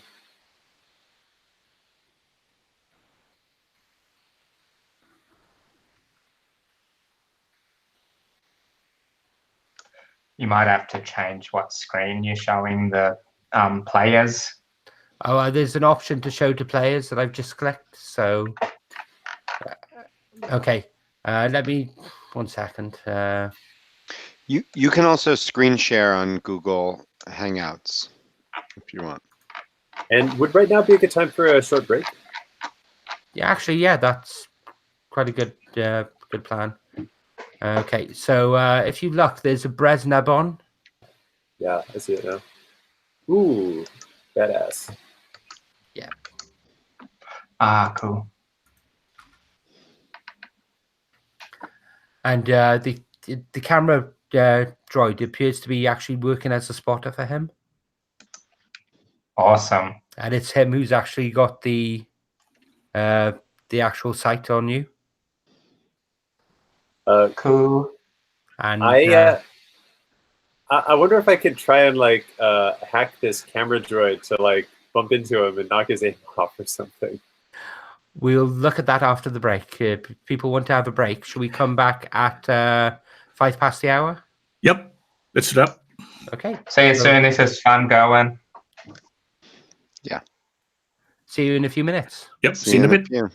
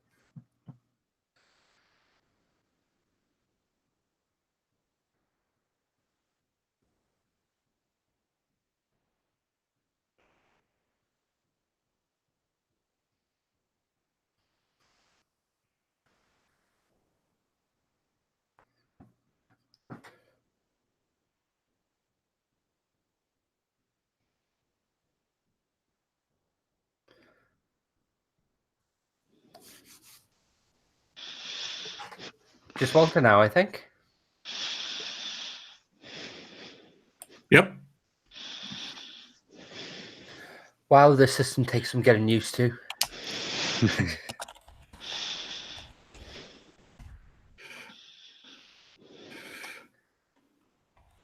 I kind of like how it says in the original Blades book, like if you totally forget about parts of it, that it still works anyway. Yeah, exactly. Like you can bring in like stuff, like the stuff you forgot about later or whatever. It's kind of modular, like you don't break the whole, you can still tell really good stories and have a fun time. Even, yeah, and I like that it explicitly kind of gives you permission to like fuck it up.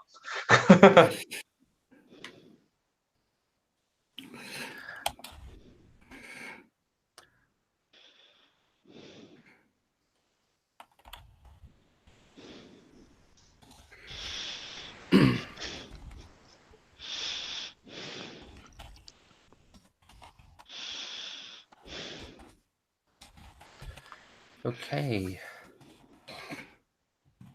Oh, my friends are terrible. All of them are posting about May the 4th and Star Wars Day, and they're all using pictures from other franchises. But like Star Trek and stuff. That's cool. Yeah. I might do that too while there's still a few hours left of May the 4th. One of them was posting about the Clone Wars and was using the 1980s Cylons instead of the actual droid troopers. By your command. Roger, Roger. Okay, so welcome back. Walter, I understand you wanted to try something. Yeah, so if there's this camera droid right next to him, then I'm wondering if this camera droid has like a some kind of like an arm, or if it's movable in a way I could like try and like muck up his aim. If I could like. Oh, I wonder if it has like a flash or some kind of like light strobe thing that it could. Oh, do. I think it definitely has one of those. Nice. Yeah. Okay, that's a good idea. Yeah. So yeah, I could do like my sort of hacky robot consort and like flirt with this camera droid. Say, hey, baby, you want to do me a favor? Yeah, the wolf whistle droid.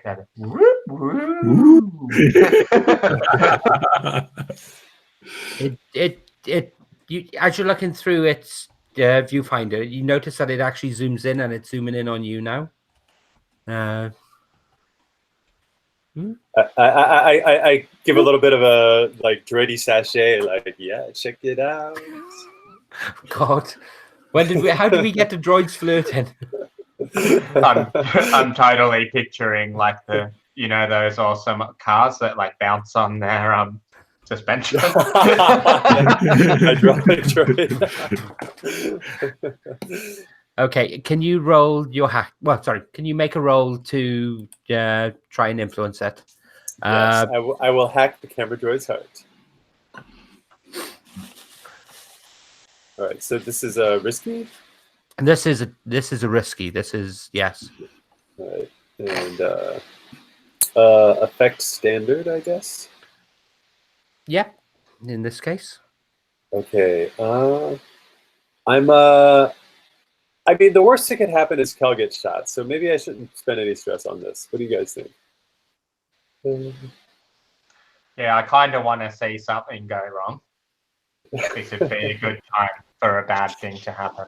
Are you I offering? don't know if you're kidding. Are you offering a devil's bargain then? I'll offer one that whatever happens, I get shot.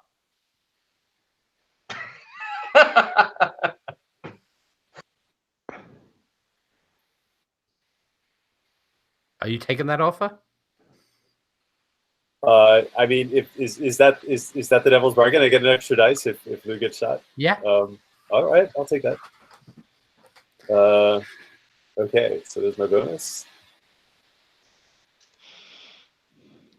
I got a, oh, there it is. Well, I got 5. Okay. 2 5s, a poor man's crit. Okay, so the droid's looking at you. It's concentrating on you, and as it tries to move around to actually get a better angle on you, it knocks into Brez, into the Elothian sniper, and as he knocks in, its finger slips, and there's a noise that streaks out.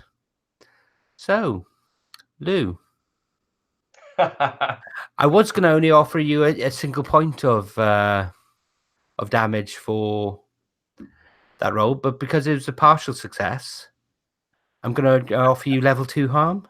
Would you like to resist that? No, I'm going to take all of the harm. Okay. What will you call this harm? Okay, I think he's actually going to hit you because he's been bumped. I don't think he's actually aiming center mass. So I think your the clothing and the armor you wear protects you from most of it, but I'm going to say you're going to be scorched from the blaster bolt.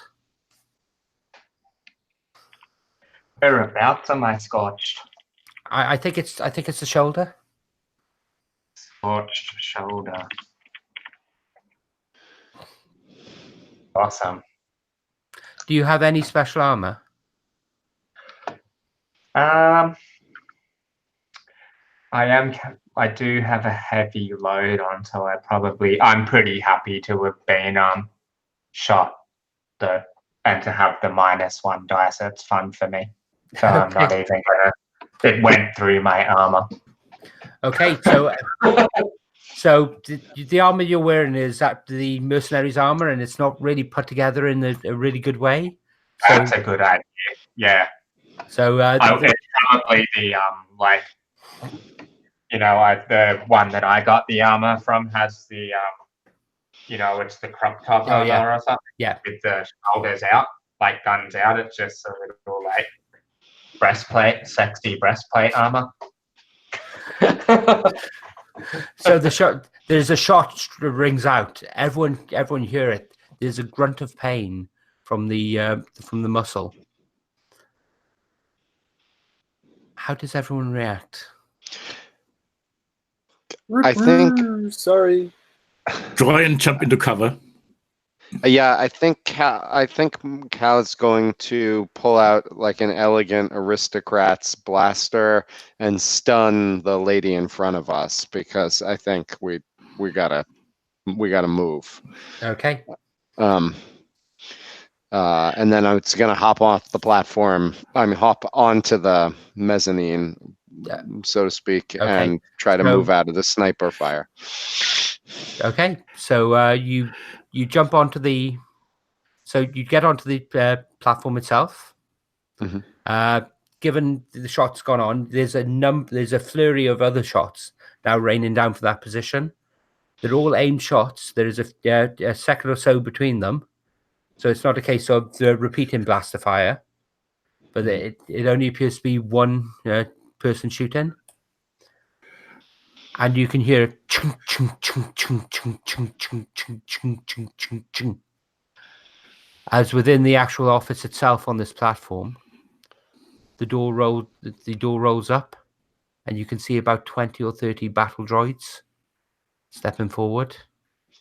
Should be okay, guys, right? I mean, at least they can't shoot us, we think. I took care of everything.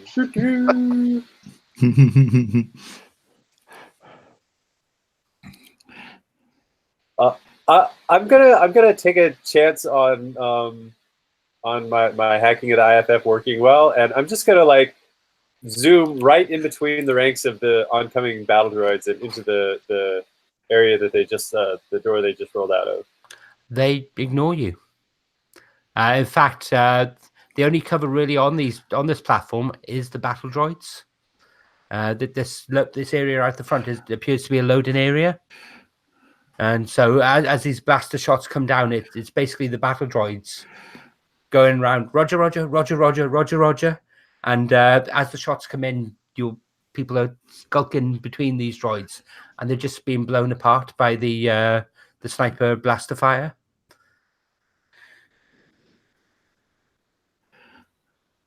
What are folk doing? So I want to get in there too. Okay. So,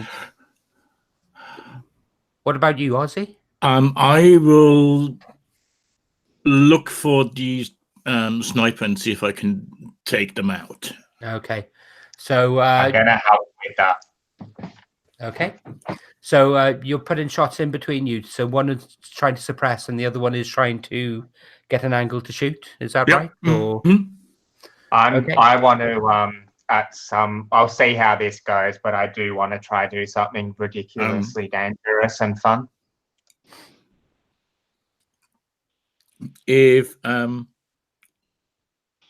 Roth can see the sniper, I'm going to provide cover fire because Roth is the better shot. Okay. I was going to say shooting with the blaster pistol at the sort of ranges we're talking about would have had minimal effect. So you'd have to be using, you'd have to be pushing yourself to actually go to normal effect at that point. So does Cover fire for what does the heavy have something bigger? I've got all sorts of guns with me.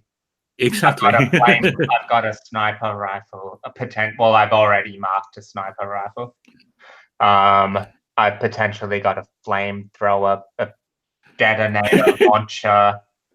I've potentially got all sorts of shit here. Yeah. So I'm going to take a point of stress to help. Okay. So you lay down fire. You are in a at this point, given where you are, in order to expose yourself to take that shot, you're going to be in a desperate position because you will be opening yourself up to return fire. Awesome. Okay, here's what I'm going to do. What is my detonator launcher called? Zarathustra? That's pretty cool. Yes, I pull out my detonator launcher, which I have named Zarathustra. And I'm going to aim it up at that platform that the sniper's on. Okay. But I also, I do want to, I'm going to use my ability Unstoppable, which I can perform a feat of physical force that verges on the superhuman. I don't believe you have that ability. It's marked. Is it? Yeah, Okay. as my starting ability. Oh, sorry. Yes, I'm sorry. I was thinking of the extra ones. By all means. So what are you doing? Well, I think I'm gonna take the fire. I think I'm gonna just stand up and get shot while I'm like, you know, it's that the feat of physical endurance is taking one or more sniper hits. Okay. So is that's pushing yourself to do that, isn't it? Yeah, you can push yourself. Yeah. Okay. So in this case, then I'm going to downgrade that from a desperate position to a risky one. Ooh. So I think maybe I'm doing scrap. Is yeah. scrap when you destroy shit? Scrap is when you fight. So yes. Okay, scrapping. Yeah. So I'm pretty much in a firefight. Yes, and you're exceptionally good at scrap. So Yeah. there's that moment where the shots are coming in and the battle droids are wandering around, and there's that moment where they just step away, and as they step away, you've got your detonator launcher, and the camera cuts and zooms in on this Astorian. You can just see his eyes go wide for that second, and the camera shifts pane, and it's actually looking down. It's looking down the barrel with you looking over it, and I think it just cuts in slightly, and you can just see the lips twitch into a smile. And with the finger in, cuts to the finger, you pull the trigger, and can you roll the dice, please? And we'll see what happens. Yes, I can. Here we go. One bonus dice. Ooh, only a 4. Okay. Okay. So you pull the trigger. He pulls the trigger. I'm going to have you take a level 2 harm. Awesome. But the shot, he fires the shot. The first shot hits you as you pull the trigger. The detonator launcher is a shoo as it launches its rocket payload up. You can see him raise his rifle. He's aiming at the detonator as it comes in.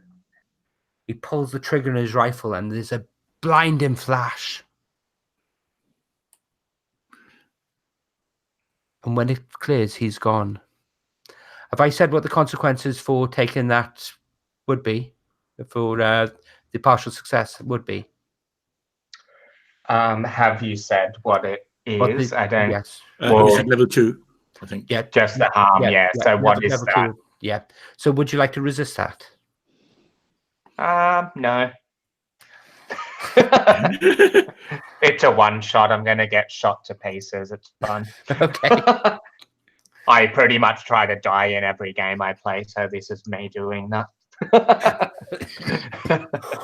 Oh, you take the same view that I take in Fiasco then. I've never played a game of Fiasco where I've actually survived to the end of the game. Yes, every game is that to me. What are we calling this? I'm gonna call this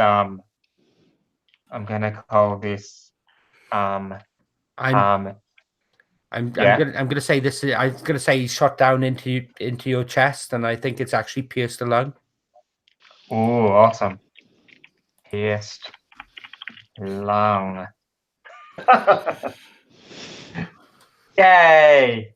Okay, so while that's going on outside, when the smoke clears from the detonator, the Ithorian's not there. You don't know. You don't know what's happened to him. What about the camera droid? The camera droid is smashed. Oh no! Basically, there's the bright flash of light. Rito, from your vantage point, you could see that the grenade. You could see the detonator come in. You could see the shot hit it, and then everything went static. My heart is broken. So, everyone who's gone inside the actual office. Yeah, what's in there? As you go through the office itself, the office is pretty much an industrial office. It's what you would expect until you actually get to into one of the far rooms, and you actually see that it's actually quite a nice office up here. It looks to have an executive boardroom where people can actually. Well, I say it has a boardroom, but it's done up quite nice. It's actually clean, which you don't expect for this. And as you walk in, you can hear snoring coming from the corner.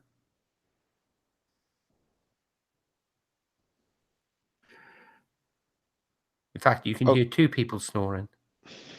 Okay, so I want to move in cautiously. Covering the exits and all that. At least looking, and then I guess I'll go in, or maybe Rita, do you want to go in and see if it's the kids?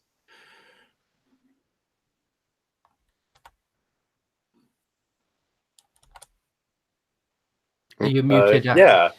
Rita will go in. Okay. I'll cover with the blaster out. Okay. So, Rita, as you go in and go around the corner, you can see that there's two sofas there, and there's two small people, pretty much wrapped up in blankets, sleeping on the sofa itself. I found them. You can see that while they're not tied up, they do have what appears to be tracking bracelets on. I would go over and try and figure out if I can remove those tracking bracelets. I open up one of the pizza boxes and take out my angle grinders and all this equipment that I have, and I'm just totally gonna dismantle these tracking bracelets. So you go up to the sleeping children. Your angle grinder comes out. It starts to cut the bracelet. The bracelet sparks.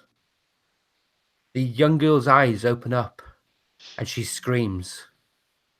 Shh. I hold the Right. droid finger.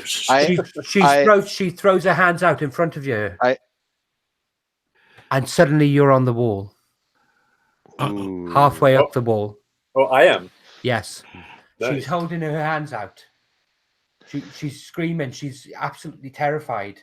And some unknown force is pushing you and holding you up against the wall.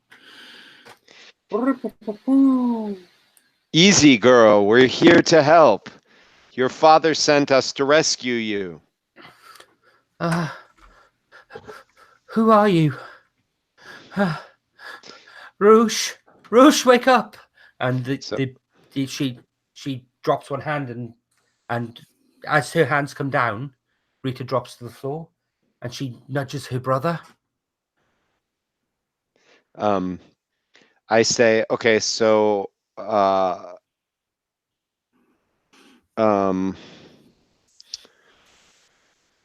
yeah, so right, I approach them and say, we're going to get you out of here. We're going to return you to your father.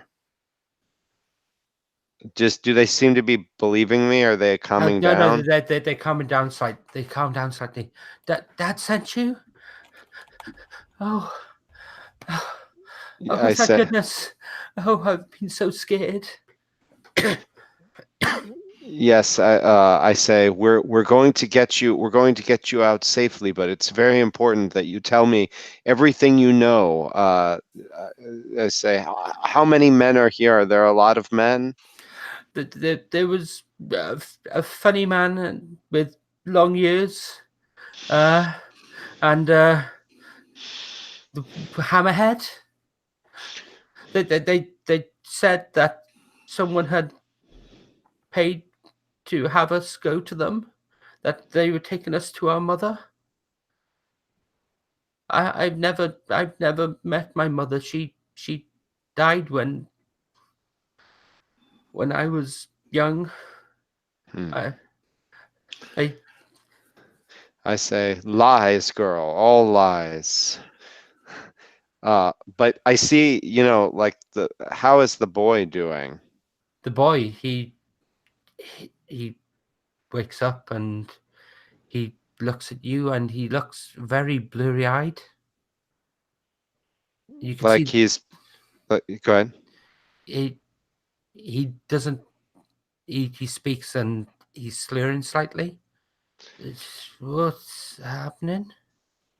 So I ask the girl if he's been drugged. He wasn't happy being here. They gave us a drink and forced us to drink it.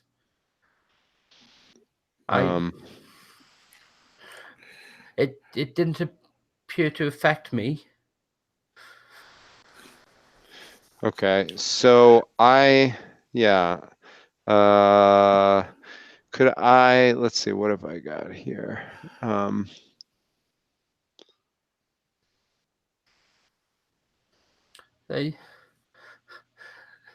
After I made sure that Rolf is all right or is not going to die, I'm going to come into the office as well.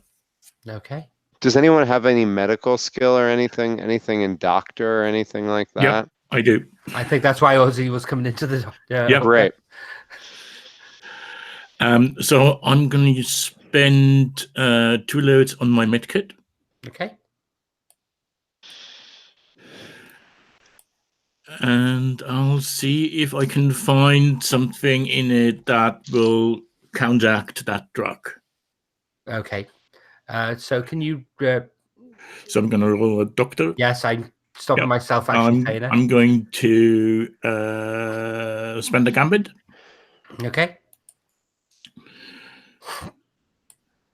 So what's the position? Is controlled, I assume? It's a control position, yes. Because we are not in any trouble and we've got time. And standard effect? Using your med kit will actually boost that up to a greater effect. Oh, yeah, excellent. Okay, so great effect. And the bonus die. Which gives me a 5. Okay, so you managed to find something. It'll take a few minutes to kick in, but yes, that's he takes it. He gulps it down. Oh, who are you? Has Daddy sent you? He has. My name is Duran. We've got You're to, in good hands. We're going to get you out of here. we've got to get out of here. We've got to leave here. They said someone was coming for us. Did they say when? But we're going to get that out of here now. They said they were coming, and the little girl stops and goes to the steps up to the wall. You see her. You can see her face is. It's like she's listening to something that you can't hear. Her eyes go wide. Oh no! They're here. Right, I'll grab the boy and start running. Okay. As you step outside, you can see a TIE fighter. Oh, hanging in the air before the platform. Does the soundtrack change to turn around? Yes. So I'm not. So I'm holding the boy in front of me, but I turn around, so my back is in the way, and I'm trying to take cover in the office. Okay. Sorry, everyone. What's TIE everyone? fighter.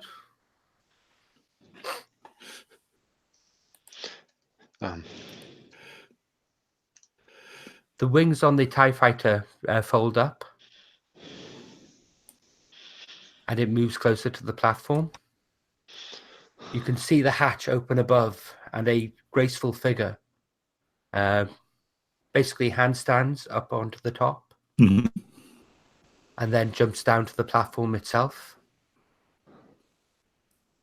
She looks at the battle droids all around her, and she reaches in and pulls out something from behind her. There's a snap hiss as a red blade extends. Yeah. Oh no. At this point onward, most of the positions are going to be desperate. I'm just letting people know. Maybe I shouldn't have tried to die so hard earlier on. Well, I think you'll have an excellent opportunity now.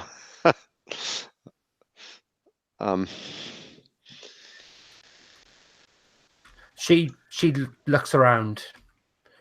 Her helmet opens up and folds back. I'm going to try. I feel like I'm the closest to her because I'm out on the platform among the droids with my pierced lung and singed shoulder. Does that seem fair? Yeah, that's fine.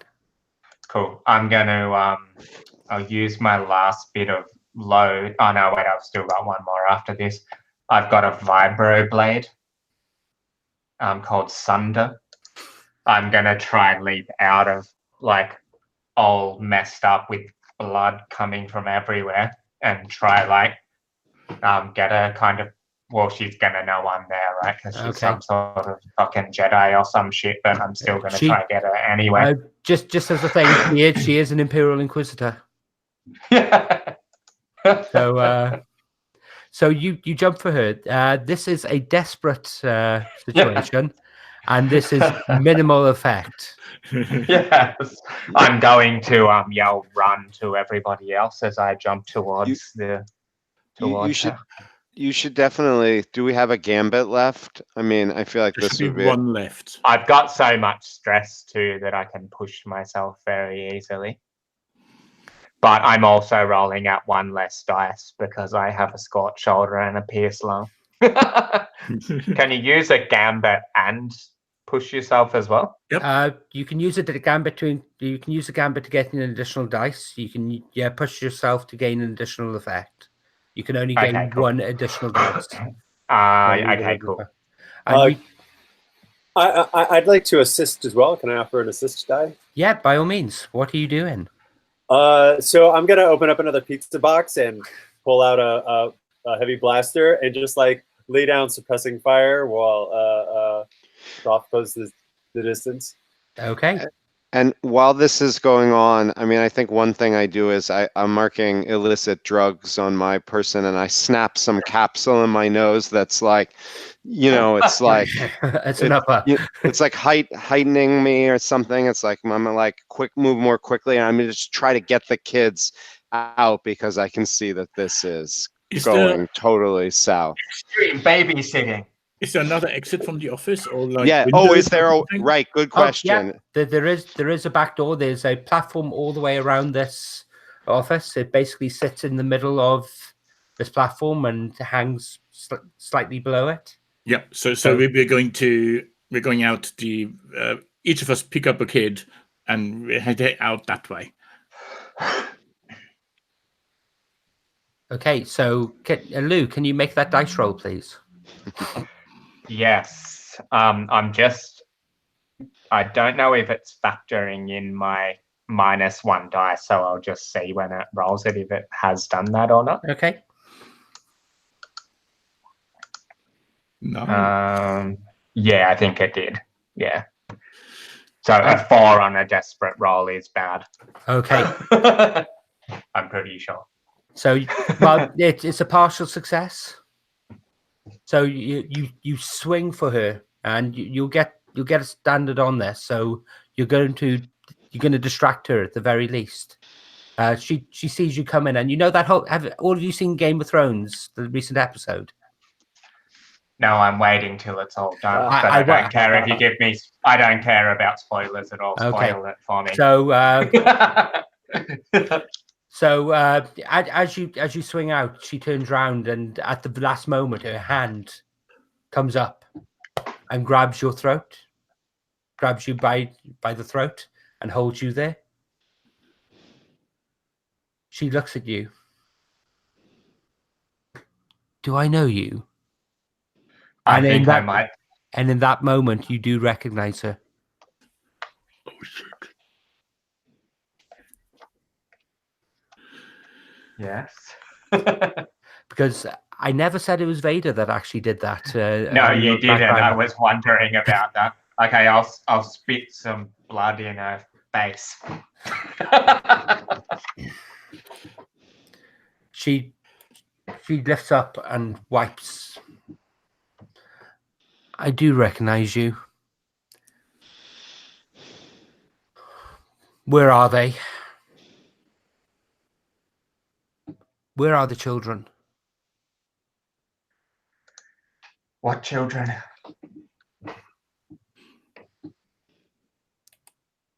You know what I mean.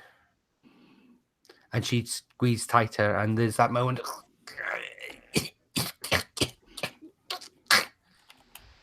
You still have your vibroblade in your hand, but she's holding it up with the force, and you're not able to move it. Where are the children?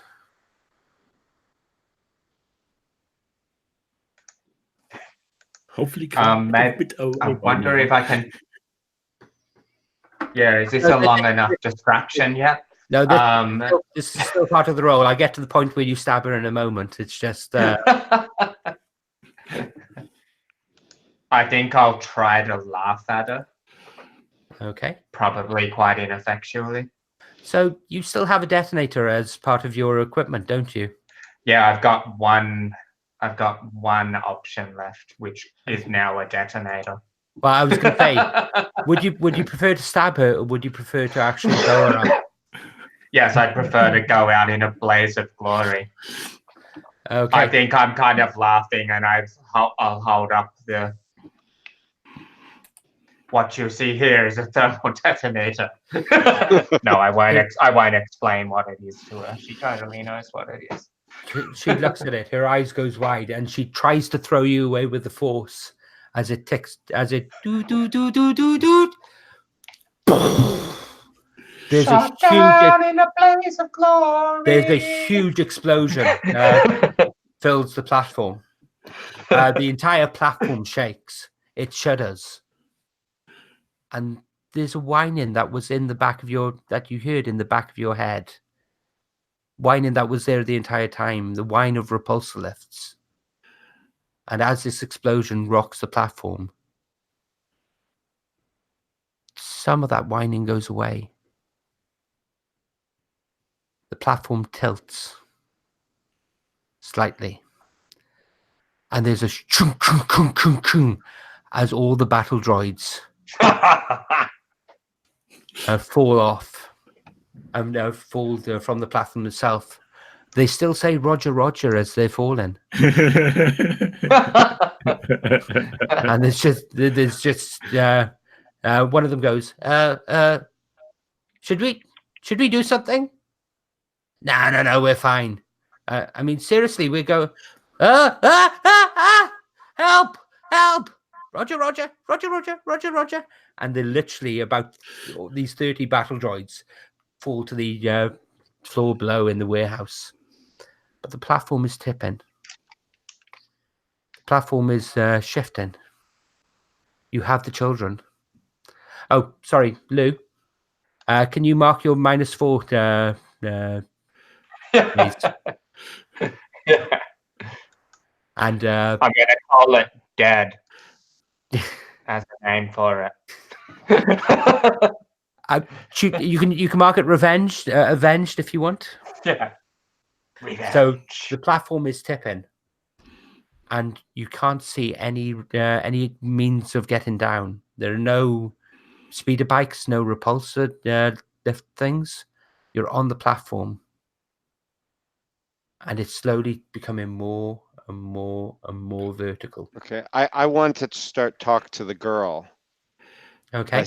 I tell her that she's going to have to take us down, and that she can concentrate. You can do this, So, I try to talk her. I try to talk her through it.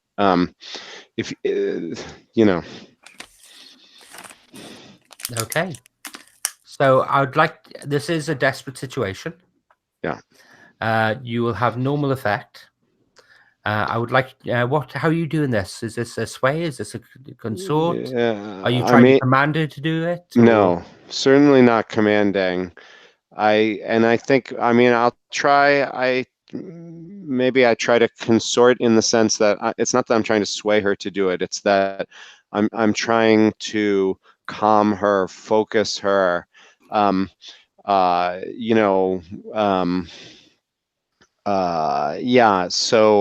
it's more like that. I'm trying to talk her through it. Okay. So I'll use consort, and I'll certainly mark a stress to because it's a crazy situation. I'm totally stressed out, but all my powers are focused on just getting her to do this. Okay. So she closes her eyes. She concentrates. She reaches out her hands, and the platform, as it was slipping, stops for a moment before starting to slip again. Mm-hmm. She closes her eyes. You can see she's crying. No. The floor under you is shifting, so it's becoming more and more difficult to stand upright. I whisper to her brother, can you help her? Can you do as well? He reaches down and holds his sister's hand, and they both put their hands out, and he's concentrating. He's pushing as hard as he can, And I would like you to roll your consort, Ben. Yeah. And Ozzy, if you want to assist with that, Yep. can you mark a stress, please? Okay. And so do we want to bump? Well, do we want to bump the desperate? Okay. Got that. Do we want to bump the effect up, maybe, or do we want to take that? That would get us up to 4 dice, I think. I would assume if you bump up the effect, then so it affects all of us. Yeah, or gets us down without Yeah. too much. Yeah, right. Well, anyway, it's a tough ask, so maybe we need it just to get the thing down. I don't know, but we'll bump up the effect. I'm bumping it up to great. Okay. From standard, and then I get 1 bonus die. And let's see what happens. Did that not? Oh, there we go. 5, 5, 5. Triple Okay. fives. Whoa. Okay. So, yeah. So they reach out. They try and hold the platform steady, but that's all they're able to do. So they stop it tipping, but they won't be able to hold this forever.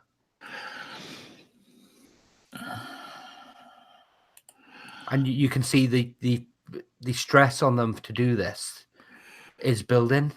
You can see this is physically costing them. Can I? Where is Rita right now? Am I on the elevator, or I don't remember exactly where I was. You went. Because I was kind of.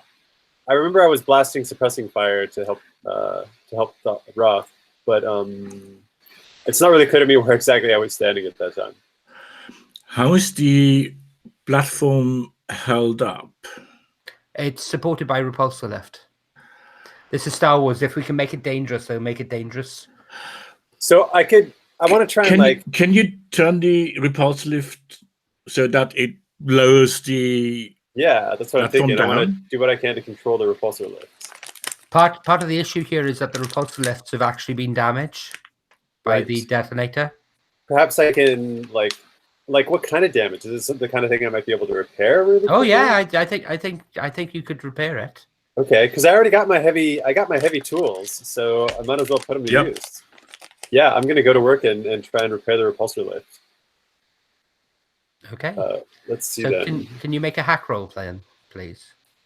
Yeah, or sorry, I think that's probably a Yeah. This sounds like a rig. I'm imagining this is like mechanical damage. Yes. I've got to like. You're quite right. Like, maybe do some like spot welding and put in some new fuses. You're quite right. Luckily, I'm very quick at that. This is a rig roll. So, what does your ability do? Oh right, do I have special abilities? Yeah, Yes, I almost forgot. Thanks for reminding me. Let's see. So, so when I'm working on a clock with rigor hack, I get to fill 1 segment. Do you think this requires a clock? Do we have? Well, I think we're gonna have a 3-wheel clock for the children being able to keep up the actual. We'll have a 3-wheel clock for the children actually keeping the platform up, and we'll have a 4-wheel clock for you actually repairing the actual repulsor lift. Okay. So, I can help with the rig. So I get +1 segment, and then I can fill in some more segments depending on how good my roll is. That's right. So, yes. All right. So yeah, then and this seems pretty important. So I'm going to go ahead and push myself as well. Okay. All right. So then I should have. I would say that this is desperate at this point. This is desperate. Okay. Yeah. And we already spent our last gambit, right? I will also offer you a devil's bargain as well. Oh, yes. Which is while you're repairing the repulsor lifts, a hand comes up over the edge of the actual platform, holding a lightsaber. Oh, what? That's the devil's bargain. Yes. I mean, how can I say no to that? Okay. All right, here we go. So, all right, then that'll give me 4 dice altogether. So Okay. let's roll this.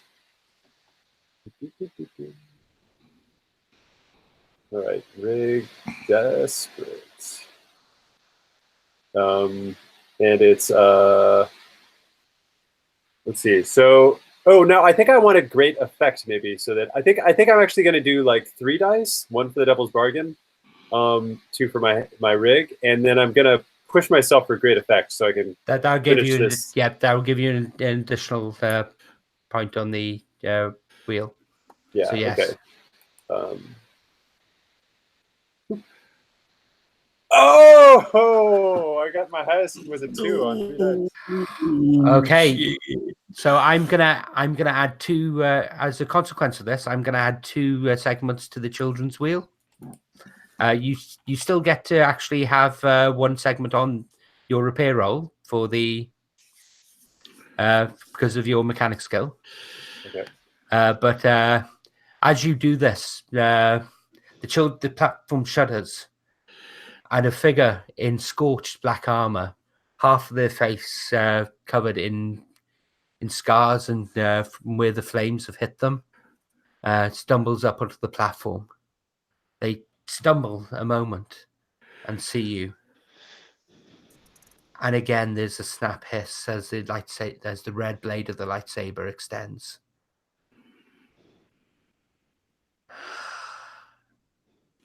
She closes her eyes and opens them, and their pupils are yellow. She's fueled by nothing but hate at this point. The pain that she's feeling from the damage from that detonator.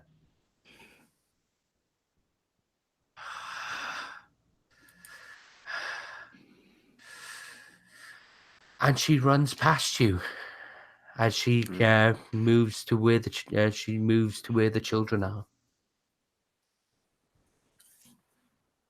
Yeah, and I imagine I can't do a thing because I've got like all of my like limbs are like busily like trying to hold this thing together to keep it from like totally falling. Yeah. So you've literally got it apart. You've got all your limbs doing things, and your head spins and follows her as she runs past.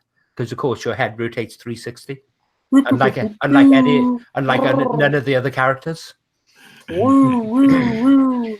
Like this little like I make this siren sound to 2 of the feathers. The little rotating light. Yeah, exactly. A little rotating red light comes up. Okay, everyone, the children are just barely holding on. You can feel the flat platform shaking as their strength is given out. You can also hear the buzz, this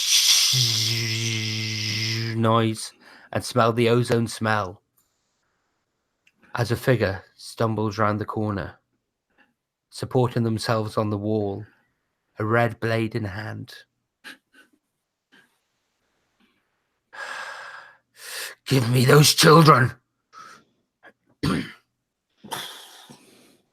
Okay, that's going to be I think that's going to be a roll there. Yep. It's going to be risky now rather than desperate because she is injured. Okay. And I'm going to push myself. Okay.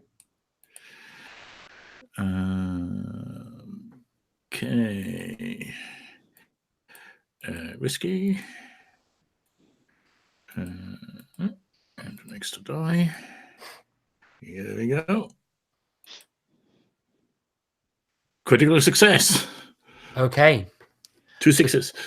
The shot comes up. She tries to actually block it with her lightsaber, but her aim is off, and the shot actually hits the saber itself. Yeah. There's a or the grip, rather than the blade. Yeah. As the saber explodes in her hand, and she goes down on her knees.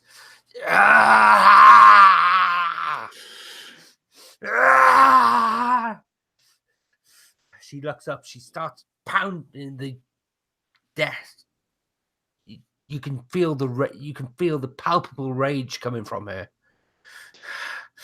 Give me those children. Okay. While this was going on, I think I've been coming, like sneaking, kind of moving around the side, and I've got in my spy kit, I have like a zip line type thing, Yep. and I'm trying to affix. I've hooked it onto like a crate that's by the edge of the platform, and then I'm gonna put the other side of it on her and kick the box off to pull her over the side. That's gonna be my attempted move. I'm not very good at any of these kinds of things, but it seems like, now's Okay. the time to act. What are you calling that? How do you say you're doing that? I guess that would probably be a skulk, Okay. I would say, because this is all like a stealth thing rather than force. Let me knock off spy gear. That means I can't take armor. I've used 4 things, so oh well. Okay, so yeah, so I'll do skulk. I will certainly push myself here Okay. for Is anyone doing anything to assist? I don't know if anyone can. Is there anyone left? Okay, I mean, I guess I would. yeah. I don't think I can assist because I probably still need to save the platform quality. I mean, I guess the question is this simultaneous with what? Unless, I could assist by Durant. like actually maybe like purposefully like making the platform shake a little bit as part of my repairs in order to like throw this bad person off their balance. Okay, yeah, I'll go for that. Mark 1 stress and okay. Okay, you know what? I'll take a. I don't really know. Could Devil's Bargain work like this? Like, let's say if I, let's say, I don't know how to do this. I'm thinking maybe there's a possibility that I get pulled over with her. Yep, that's certainly a devil bargain I'll accept. But I don't know what the condition should be. What do you think? I think it's going to leave you actually hanging on the edge of the platform itself. Okay, no matter what. That Yeah. sounds good to me. Okay, and then so maybe something worse could happen to me too. But okay, great. So, all right, yeah. Yeah. So can you make the roll, please? Sure, I'll do that. Okay, so I'm rolling on Skulk. Desperate, I assume the situation is. This is desperate, yes. That sounds right to me. Okay, so let's see what I've got. I pushed myself. I've got an assist, and I'm taking a Devil's Bargain. So, what's the effect? What should I set? This will be regular. Well, this will be a regular effect, but Okay. Okay. All right. Okay. Actually, no, we call it greater effect because she's greater effect, and then I get 2 bonus dice. Is that right? So for 3 dice altogether. That's right. Yes. Okay. All right. Let's do it. I got 1 6. That's a full success. You clip it on there. The platform shudders, causing the crate to slip and fall. There's that moment where she looks up. She looks down at the actual tether that you've put on her. She reaches forward and grabs you with her burnt and damaged hand, and you are both yanked from the platform. Mm-hmm. You hang from the platform. She's there. She's holding on to me. She's holding on to your boots. Whoa. So okay. we're going to have to wrap this up in a few minutes. So she is going to lose her footing on that. Do you want to narrate how that happens? Sure. Yeah, okay. Maybe yeah, maybe I reach down and loosen the laces on the boot so that it comes off, you know, Okay. and she plummets down with the boot just as like my grip is going. Given you're a scoundrel, do you have a one-liner to Oh give no, her as she goes? or Ozzy would have a one-liner. I'm just a player, Oh. right? Sorry, Speaker. So yes. Yeah. Sorry. Okay, so there's that moment where the boot comes away, and it's a Hans Gruber moment. So she's holding on to the boot, and the boot literally slips, and she falls. And there's that moment where she's hanging in midair, and the camera slows down as she falls away, and she falls out of the frame itself, and then there's just silence. And I think at that point, a hand comes down and basically grabs you and pulls you back up to the platform. Yes, that'll be me. You're gonna get down. I'm gonna give everyone a God, I'm thinking of the word now. I'm gonna give everyone a quick chance to narrate how this episode ends. Because Walter does need to leave, well, now effectively. So Walter, would you like to go first? Yeah, so I actually had 2 stress left, which I was imagining I was going to have to spend to try and like finish rigging this platform to get everybody down. And so I'm imagining that like as everybody like finally gets down, I'm like going so fast to like repair the lift that my little like 4% battery life starts flashing, and this little like, you know, would you like to go into low power mode? Like, you know, a dialogue box comes up on my display. Brilliant.